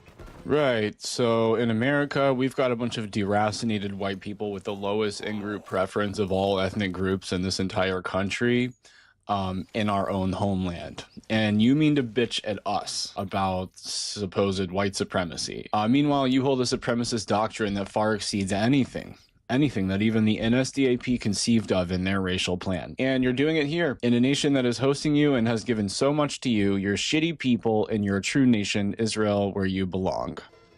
Amalek is seen as the eternal enemy of our people, whose members found strength by making us suffer. Therefore, when the Lord your God grants you safety from all your enemies around you, and the land that the Lord your God is giving to you as a hereditary portion, you shall blot out the memory of Amalek from under heaven. Do not forget. Go into the land you say your God is giving you then, because it is in America or in Europe, which belong to the white ethnic groups. By the way, my loyal audience, if you were not aware, modern Jews view Amalek as the white race. Collectively, Jews use something called types in their writings, where a modern leader or people become a type of a... I don't think I need this many ladders or rope. I think I just brought too many on this original trip. I thought there was going to be like over to another base. Clearly I'm wrong. Yeah. I'm just going to bring one cart, rifle, maybe one ladder, one rope, and that's about it. And you gotta travel light for this one, especially if I'm trying to pass those BTs. But possibly maybe some grenades. Whatever those BT grenades. Leader or people in their scriptures. To them, we're of the very same essence and lineage of Esau, Amalek, Rome, and we're slated for destruction. And they praise it, as you can see. Our rabbinic sages parse these sentences and derive two distinct meanings. Blotting out the memory of Amalek is a military command, literally to destroy Amalek. Now facing today's Amalek, we are reminded that the Torah calls us not just to escape, but to extirpate Amalek. We are commanded to do real and literal battle against it. That means coming off the bench in the fight against white supremacy. Did you hear that, folks? Remember, they've declared war on us first, though they will pretend otherwise. Just like how Judea declared war on Germany before Hitler ever rose to power. Some of you will have seen the headlines, the newspaper headlines from back then. There were tons of them. Judea declares war on Germany. If you haven't seen it, go look it up. It means putting our reputations and our money, our physical bodies on the line. But also so that we are ready to answer people with radically destructive and incoherent versions of history. Incoherent versions of history, Rabbi? You believe the Torah is the literal history of your people. Your scriptures show a theology that evolved out of a Canaanite pantheon, then into Hebrew henotheism, then into Jewish monotheism. Your feasts are obscene celebrations of violence. You practice genital mutilation on 8-day-old infant boys, sometimes using your mouths to do the job. Your entire religion is a complicated list of commands and customs devised by the religious equivalent of sleazy attorneys, always looking for a way to skirt the law with workarounds. You and your religion are a fucking joke. Your idea of chosenness and righteousness is a fucking joke. Your belief that you're moral arbiters, that the world is yours for the taking because your insane religious texts tell you so, and your belief that the destruction of my people is both necessary and inevitable. These things have made me despise you. These things have turned me from a brainwashed, good little philo-Semitic Christian goy slave to what I am today. But you will simply say, I was jealous, or some such nonsense. So that we can counter white supremacists, so that we can counter Amalek, and blot them out by retaining on our lips and in our records their history. By being bearers of history, we can help guide the future. Blotting out Amalek need not merely be about military conquest. Equally important is ideological victory. Now keep in mind, when he says he wants Amalek blotted out, he does also mean destroying records and edifices that show our history, and that they should be in sole possession of the narrative of our history and our time on this earth. And that's some pretty twisted and insidious stuff. And nothing could more readily counter white supremacy than a Jewish community proudly helping our Muslim neighbors. There is nothing that undermines a white supremacist worldview more than diverse communities getting along and building together towards the future. Look, diversity is the strength of Jews, because Jews have always been safer and more prosperous in host nations with no unified identity. They do not intend for their planned messianic kingdom over in Jerusalem to be diverse, leaving all the nations outside of the gates to the city. But for your nation, well, it's supposed to just be self-evident and unquestionable that diversity is good for us. The reality is he is admitting that diversity interferes with white unity. It's intended to, and obviously does. I think there's a resurgence of anti-Semitism because at this point, hey, what up, Adar? it has not yet learned how to be multicultural, and I think we're going to be part of the throes of that transformation, which must take place. Europe is not going to be the monolithic societies that they once were in the last century. Jews are Don't worry, it only gets more. The stream only gets more unhinged from here. I've got a few things planned. Huge transformation for Europe to make. They are now going into a multicultural mode, and Jews will be resented because of our leading role. Wow, Barbara. It's really interesting to see you talk so casually about this. When we talk about it, we get condemned as evil people who are just crazy, insane conspiracy theorists. But here you are talking about it. You're sort of congratulating yourself about it, and you're telling us that it has to happen. It's just mandatory. It's necessary. And there's just no other way around it. And it's incredible that you acknowledge Jewish involvement in this, and not only involvement, but a leading role in the whole process. And you acknowledge that those kinds of things would cause a people to resent you, obviously, because who wouldn't resent that? But I think one thing I resent most is that you will so casually say this, and you will acknowledge the reasons that we're pissed off, you'll acknowledge the reasons that we resent you, but then the rest of the time you guys pretend it's not happening. The rest of the time you pretend that we're just full of shit and we're crazy, and we're just, you know, we're getting our information from insane, crazy conspiracy theory, white supremacist forums and all sorts of nonsense. But here you are saying it. And this, folks, this is why I don't need conspiracy theory material. This is why I don't need dubious and questionable documents. Listen to them. They will tell you exactly what they think and exactly how they feel and exactly where they believe their place is in all of this. And it's just incredible. I want to reiterate that my favorite part about this is that Ghost Politics has seen almost all of these videos, and every single time he's defended it, like every time. Always either saying it's out of context, or everyone's like just pushing it for, I don't know, something. Then again, Ghost is a boomer and confirmed, and now I guess is a neocon which wants a war in Iran, but unironically, like on his, he wants that.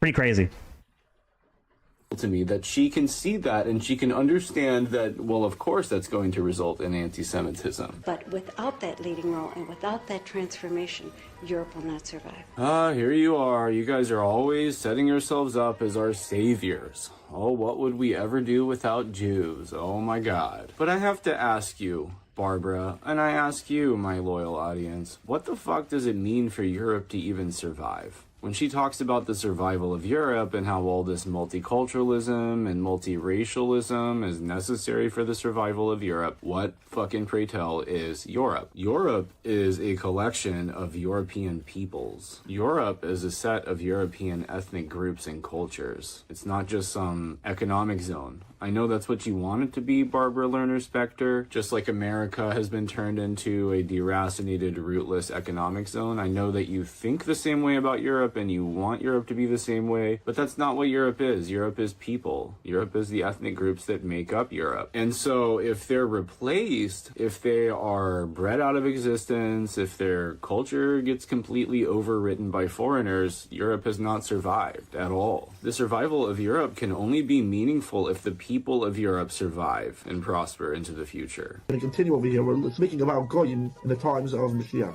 in the times of the future redemption. So the Rebbe asks over here a simple question. How could you say that 2/3 of the world will be erased in the time to come through Mashiach? It says that Hashem is merciful on all of his creations. So how could you say that in the Geula that Hashem is going to erase a huge amount of people? How could you say in such a time God's going to delete 2/3 of the world? So the Rebbe explains and gives an answer. So the simple way we could say is that it's not that God's going to make a special action of destruction in the redemption.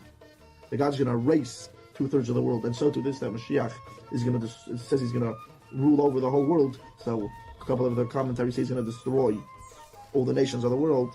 It doesn't mean that he's going to come and kill them with a rifle, with a gun, and stab him and shoot him and kill him. No, they're going to take away, Hashem's going to take away, and Mashiach's going to take away the ability of having a continuation, of having more kids.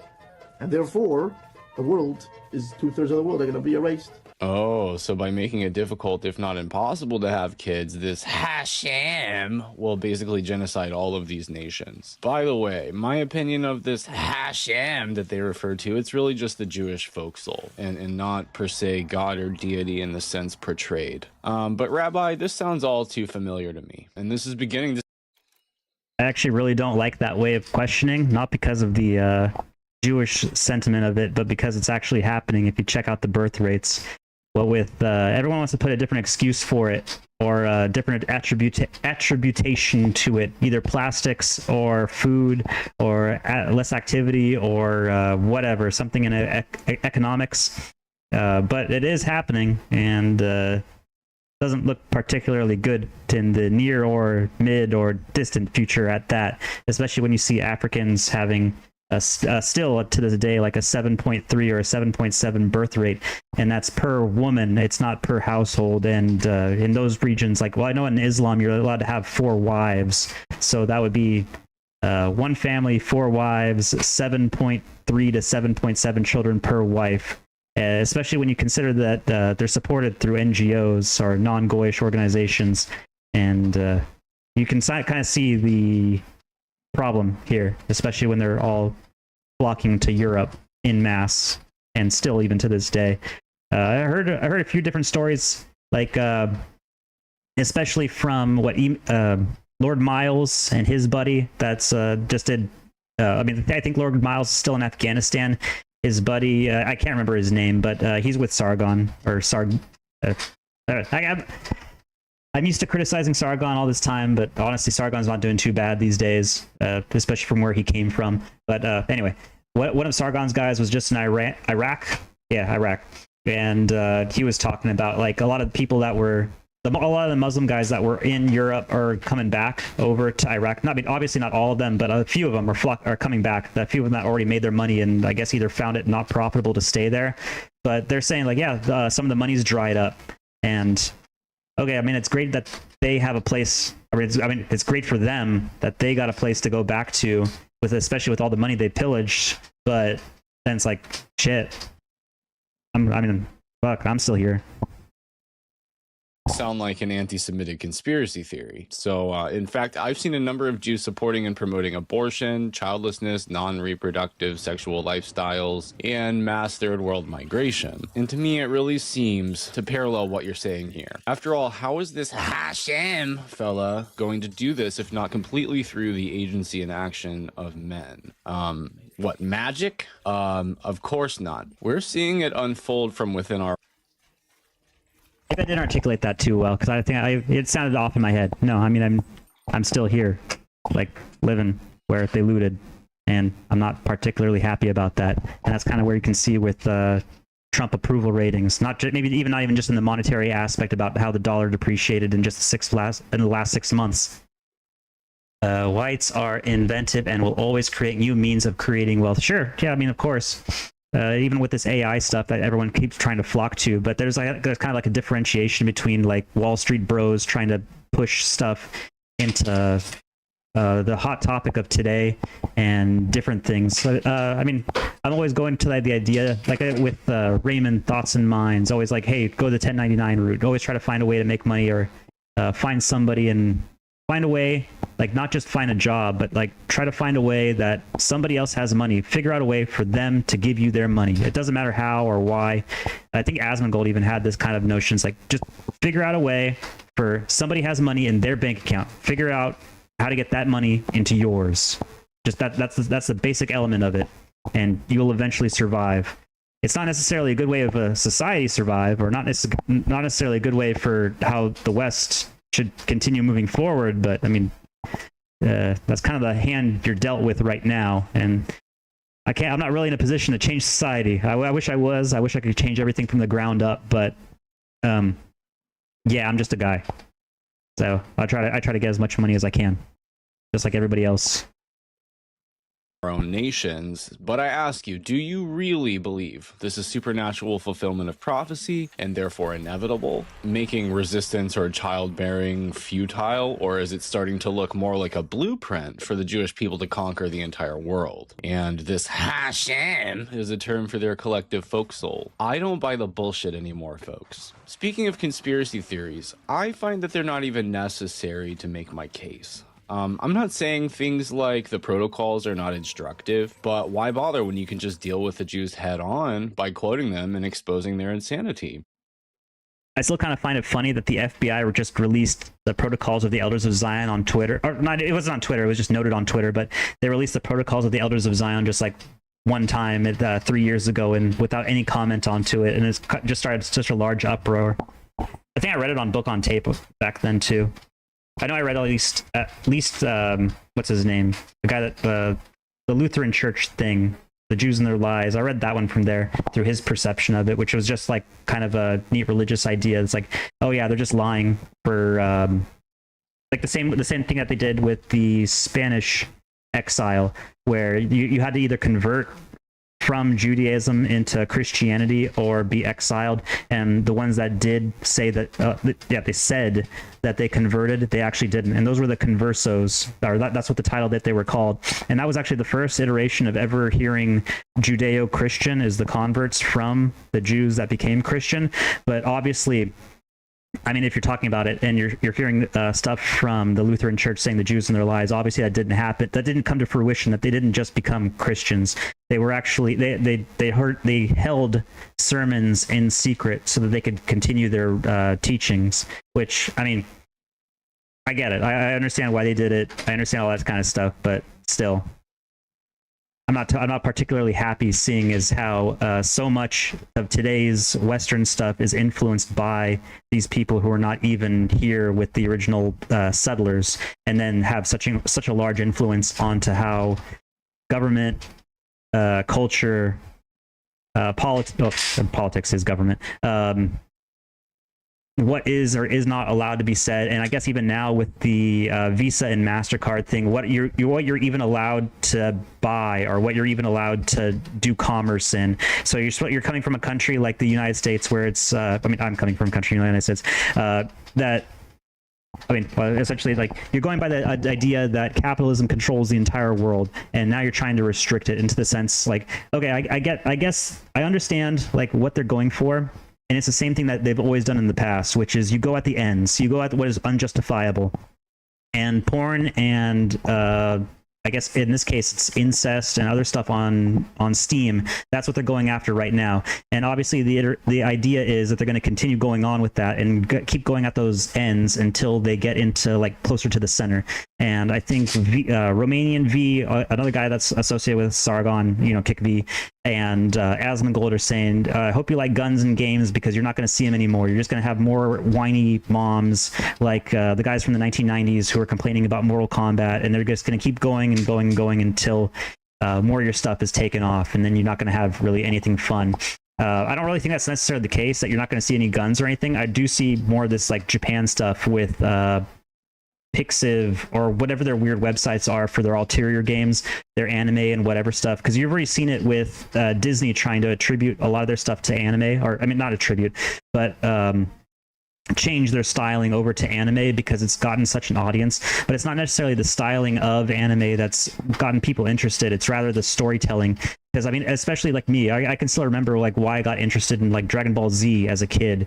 It was a story like you see Krillin get killed by Vegeta, and it's like, whoa, this guy like who's on main story element character who's been since Dragon Ball original, he dies, and it's like, how do you or actually even before then, Goku dies, and it's like, wait, this guy's just dead. Like, how do you keep the story? It's like the story is about Goku, and then it goes on to say, oh no, he's in the afterlife, and then somebody else dies. But I mean, even stuff where like characters don't come back, like that's what kind of like made anime pretty good in the early onset. And I guess people like this other stuff, like this moe crap, which I'm not really a fan of. Obviously, I take after Flamenco, which he did. I stole his. I mean, I'm using the same default model that Flamenco did, which he was associated with Killstream and everything else. And Flamenco, well, we know about Flamenco. I can tell you, I'm not like that. I don't really like that direction of stuff, and no, I don't like lolicon and whatever. But that is a part of the. It is easy to pick at lolicon and different things like that because it's unjustifiable here in the West, because like you don't want any of that kind of stuff being associated with you. Obviously, like even with Flamenco, who liked it in the past. Well, he probably likes it even now because I don't know him. He hasn't been online. He quit because of it. But like it's undefensible because it's like graphic images of little children in terrible situations. I guess the Japanese are okay with it, but I'm not Japanese and I'm not Asian, and I don't really like that kind of stuff. But then again, of course I have Western sensibilities, so. But of course, that's where it's going to start from. It's always going to start from the edges of, okay, this is unjustifiable, so we're just going to keep moving inward, and we're going to keep going further and further because, actually, I'm kind of all over the place on this argument, but that is the direction. Why is it? It's because Disney and all these other Western organizations are not profitable. Actually, let me just try to break it down to make it a little more make sense, because I am kind of just all over the place. Visa and MasterCard cutting a lot of stuff. Reason being is you have outside elements in different countries that are out competing the U.S. interests, but you have U.S. interests in monetary Visa and MasterCard. They're stifling sales of those media, and that's because they have ownership, or part ownership with BlackRock, Vanguard, and State Street. I'm sure you heard these three terms a bunch of times in the past. Well, they're still prevalent now. And BlackRock, Vanguard, and State Street, well, they also own Disney, and they also own CNN. They also own all these other companies that are not doing particularly well right now. So if you can leverage Visa and MasterCard to damage your enemies in this kind of financial manner, why not? Because then it can help you. Even if your product in Disney or your product in whatever these Western media outlets are not doing too well, you can just do the underhanded method of doing it. And it's not great. It's where we're at right now, but it's not what you would want because you're not getting an overall good product, and you never will. It would going this manner. But I mean, that's kind of what the cycle of boom and bust is in, and we are entering into a bust cycle, or rather, we've been prolonging the bust cycle, for so long that when it actually does hit and how it's supposed to, it's going to hit really hard. And I think we're at the start of it, or rather, we've been at the precipice of it for so long that it's going to be pretty massive when it does hit, which I think is going to hit fairly soon. But then again, I've been saying that for a while now. Between the ADL clips and my earlier video about why I don't like Jews and these rabbi clips, do you see how I don't have to revert to any questionable material? That's because they're out in the open, if you know where to look and who to pay attention to.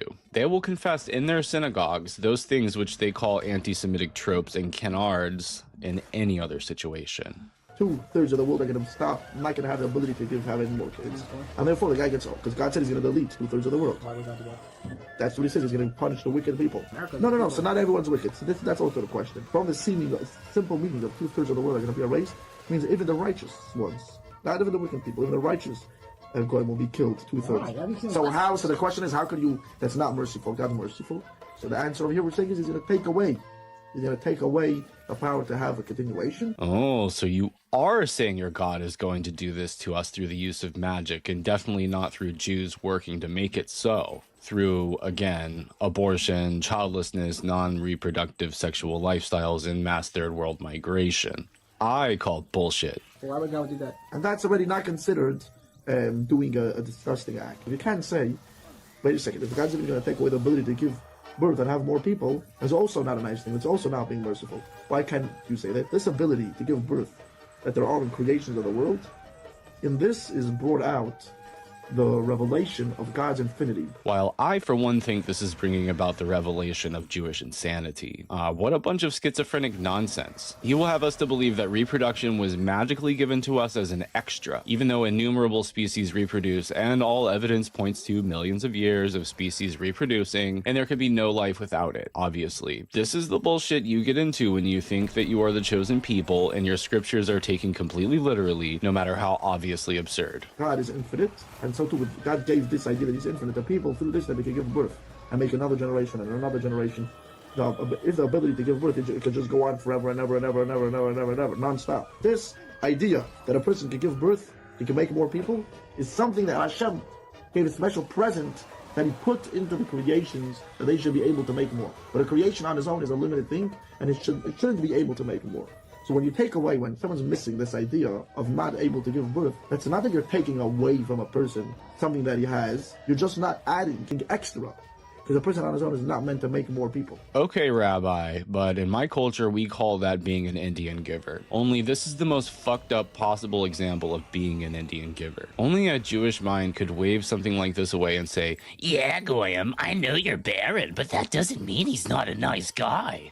So it's like, it's not that you're taking away something. If someone's giving you a present, then he stops giving you a present. It doesn't mean that you're not a nice person. And then, that's how the Goyim are going to appear in the redemption. To take away this ability to give birth is automatically going to cause that 2/3 of the world are going to get erased. So there you have it. Their God is going to wave his magic phallus over us and take away our procreative powers. You're going to need the iron of the sun, which represents Edom, which is the west, Europe and the Americas, to get intermixed with Ishmael, which is basically Arabs and Muslims. How in the world was this ever going to happen if not for this refugee crisis? Wait, what do you mean, how else, Rabbi? I thought your Hashem was going to do it through Jew magic by taking back reproduction. You know, the thing you say we didn't originally have somehow, but he gave it to us as a gift, and he's going to be an Indian giver about it and take it away from us. I thought that was how this was going to happen. So what do you mean, how else but this refugee crisis? I thought your Hashem didn't really need all that help. Apparently I was wrong about that. At the end of days, you're going to have this intermixing between Esav, Edom, which is the West, and the East, which is the Muslims and the Arabs, making this through this influx into the world. And they're going to have children, you know, I don't want to say by the dozens, but they're going to have a far larger birth rate than the indigenous people there, and they're going to sort of conquer by number. Huh.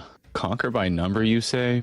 An Islamophobic conspiracy theory if I ever heard one. But here you make it sound like such an obvious truth that no one could be so stupid as to think the situation would do anything other than make white people disappear. The idea of having these refugees come into Europe, it's no longer a matter of whether it's right or wrong. It's just simply a fulfillment of what it was meant to be all along. This is the fulfillment of the Chazal and the prophecies. That's right, folks. It's just some magical thing that's happening, and it's definitely not the result of them working tirelessly to create the scenario by helping to coordinate these refugee crises and placing pressure on Western nations to take them in. It's just this inevitable Jew magic that cannot be stopped. This has to happen, and this is just another sign that we are nearing the completion of this tikkun of the entire world. Now, if you want to go on believing these Abrahamic prophecies, go right on ahead. But I'm leaving you people behind as less than useless in our struggle. Just go right out the clock and stay out of our way when we go to do what must be done to secure the existence of our people. Le Mashiach viendra que quand Edom, l'Europe, la chrétienté sera totalement tombée. Donc je vous pose la question, c'est une bonne nouvelle que l'islam envahisse l'Europe? C'est une excellente nouvelle, ça annonce l'envie de Mashiach. Excellente nouvelle. Wow, you called it an invasion?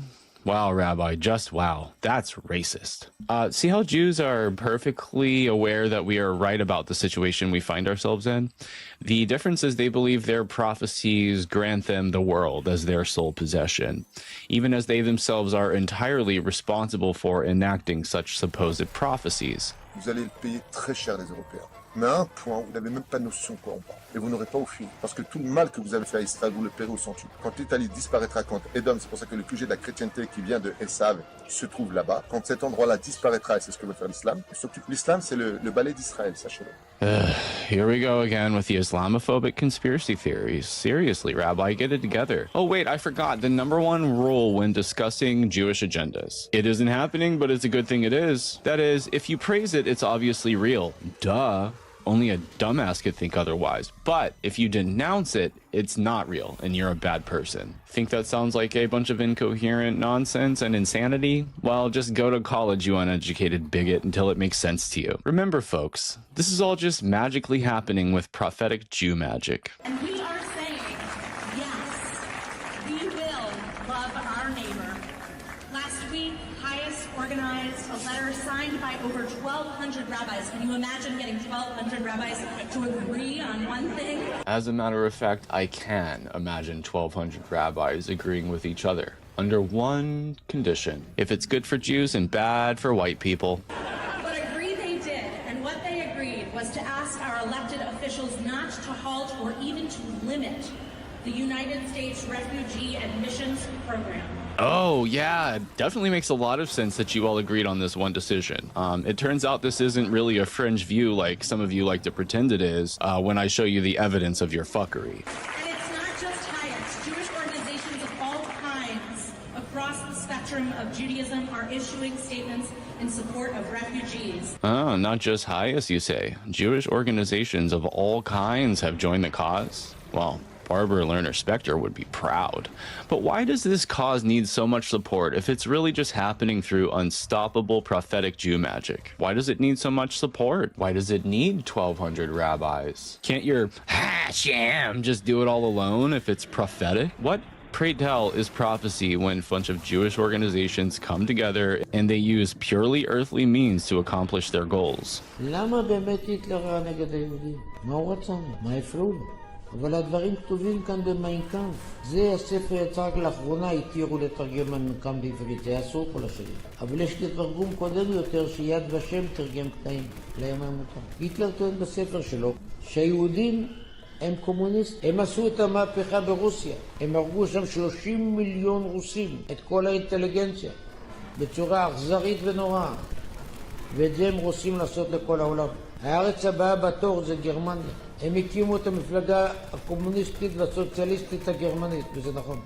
אם אנחנו לא נתגבר עליהם עכשיו, הם יחסלו אותנו וישחטו גם כאן 20 מיליון איש את כל האינטליגנציה. וככה הם הלכו מארץ לארץ. כשבסופו של דבר האינטליגנטים היחידים, החכמים היחידים, יהיו רק היהודים. והוא חוזר על זה הרבה פעמים, שלא תהיה... Jesus, I get one hit and I die? That's insane. והוא צודק. את המהפכה ברוסיה עשו היהודים.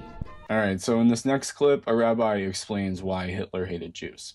He uses a Hebrew translation of Mein Kampf to do this, which very few Jews have actually read. As mentioned before, one of the things that led me down this path was being called an anti-Semite for being anti-communist, even when I still loved Jews. Then learning of the depravity and insanity of their teachings. It calls to mind a familiar saying some of you will recognize. Gradually, I began to hate them. Again, let me remind you, I do not need conspiracy books to make my case, preferring to hear it from their mouths instead. So let's take a look. Who knows the first two laws that Hitler implemented? Who knows the first two laws? Before the Nuremberg laws. Before that, we're talking about years before it. Hitler first comes into power. What's the first two laws? Okay, I'll save you the time. Rule number one, no more pornography, no more homosexuality, none of that garbage. Not allowed. Berlin in the 30s, in the 20s, was the Sodom and Gomorrah, sexuality, pornography, all the bestiality, all the garbage of the world. That was the capital of the world. He outlawed it. You're no longer allowed, closed all the bars, all the gay clubs, all the production, which were all run by Jewish people. Second rule, you're not allowed to charge interest. No more interest. Now you would think, why? What does he care about interest? Well, because all the people that had the money, that lent the money out, were Jews. He said no more interest. Why?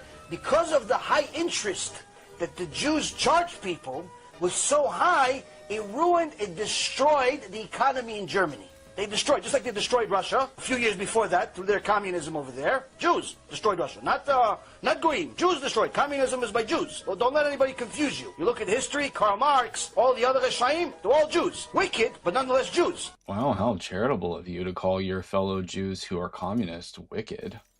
But if there's any fringe view in this video, it's that Jews have done anything wrong at any place or time in history. In fact, Rabbi, it's pretty anti-Semitic of you to point out this truth. They destroyed Russia, and he wrote in chapter 2 of Mein Kampf, they destroyed Russia, now they're destroying Germany. Go to the store to buy bread, you had to take a whole horse carriage full of money. By the time you arrive at the store, it wasn't enough. Why? Because the inflation rate was so high. The bread became so much more valuable and your money went down. And at that time, the Great Depression was happening around the entire world. Everyone was in a financial collapse. America was a financial collapse. England was a financial collapse.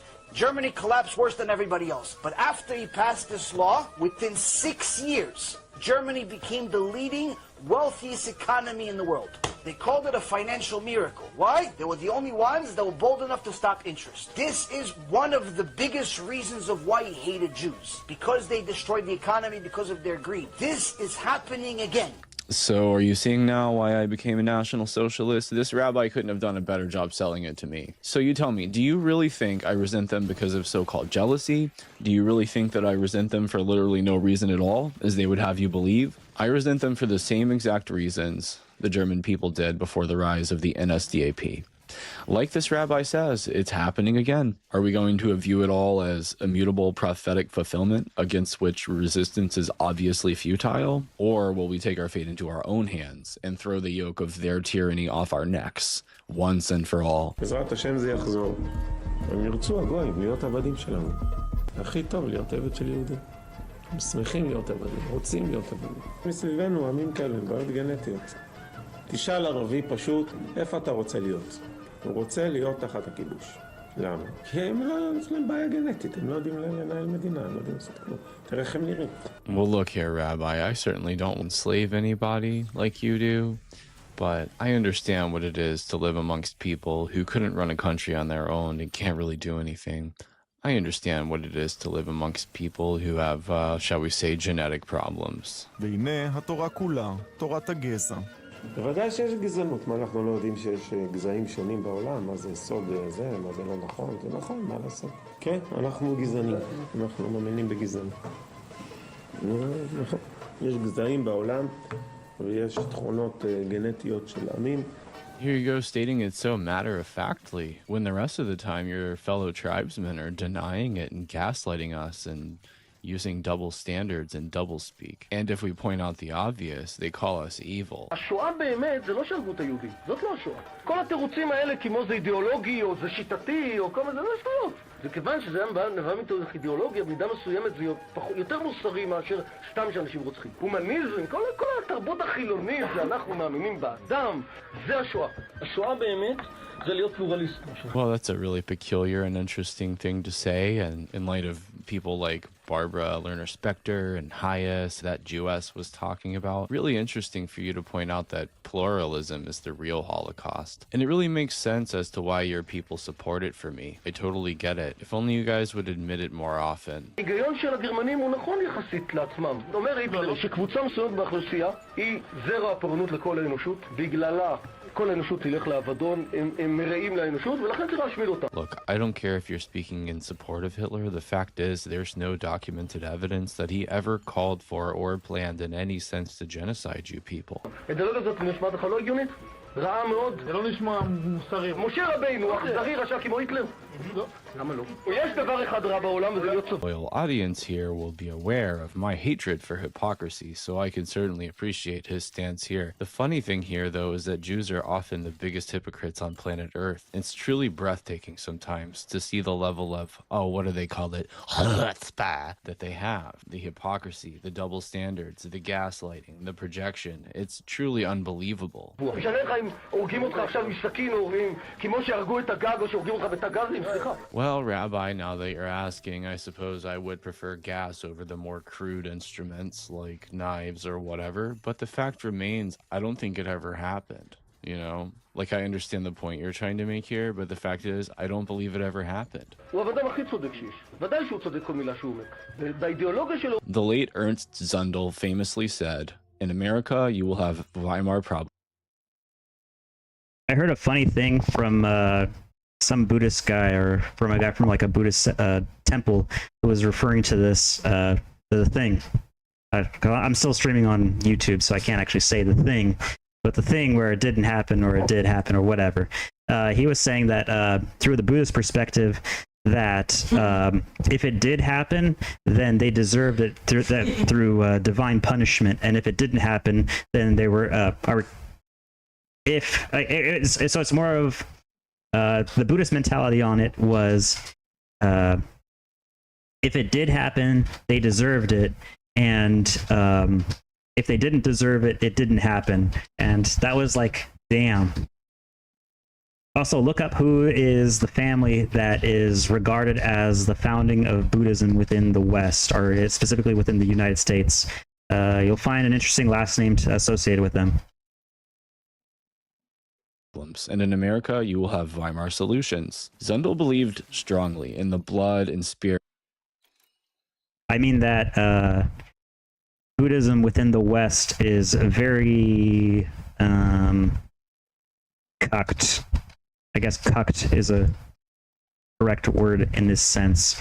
And I would say mostly specifically because who is at the top of who sets the practices of Buddhism within the West, not necessarily in the East, since those kind of stories are kind of funny, but yeah, always some shenanigans going on in the background.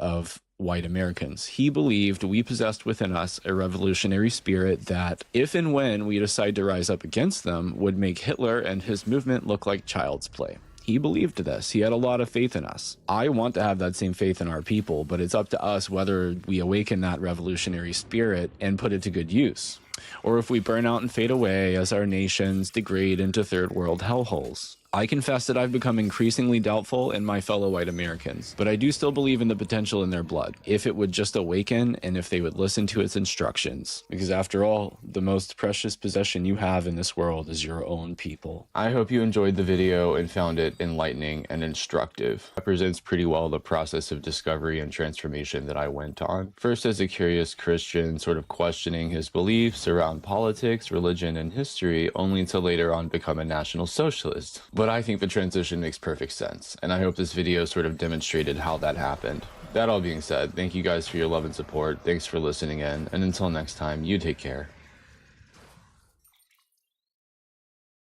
It's pretty wild that this is still on YouTube. I mean, it's only been posted a day ago, but usually I don't see this kind of stuff on there. Usually you see it on either BitChute or Odysee or Rumble nowadays. Rumble lets you get away with a lot of stuff. So I said that we were going to go a little bit off the rails, and I guess I can do that now. So I'm cutting the YouTube. I still have Rumble. I still have Poast TV, Odysee, Kick, Dlive, Trovo, and Vaughn on. I don't know why I have Entropy on because I can't directly stream to there. But everything else is on. So if you're on Rumble, if you're on Odysee, or if you're on any of the other platforms, I'm on there. So, but I'm going to cut the YouTube feed because I want to play something that YouTube would probably not appreciate too much, but I think it's really funny. So if I'm going to keep the stream going, but I might be back on YouTube later on in a few hours. But we'll see you then. Okay, so bye-bye YouTube. Bye-bye. Bye-bye. Go away. Get lost. Bye.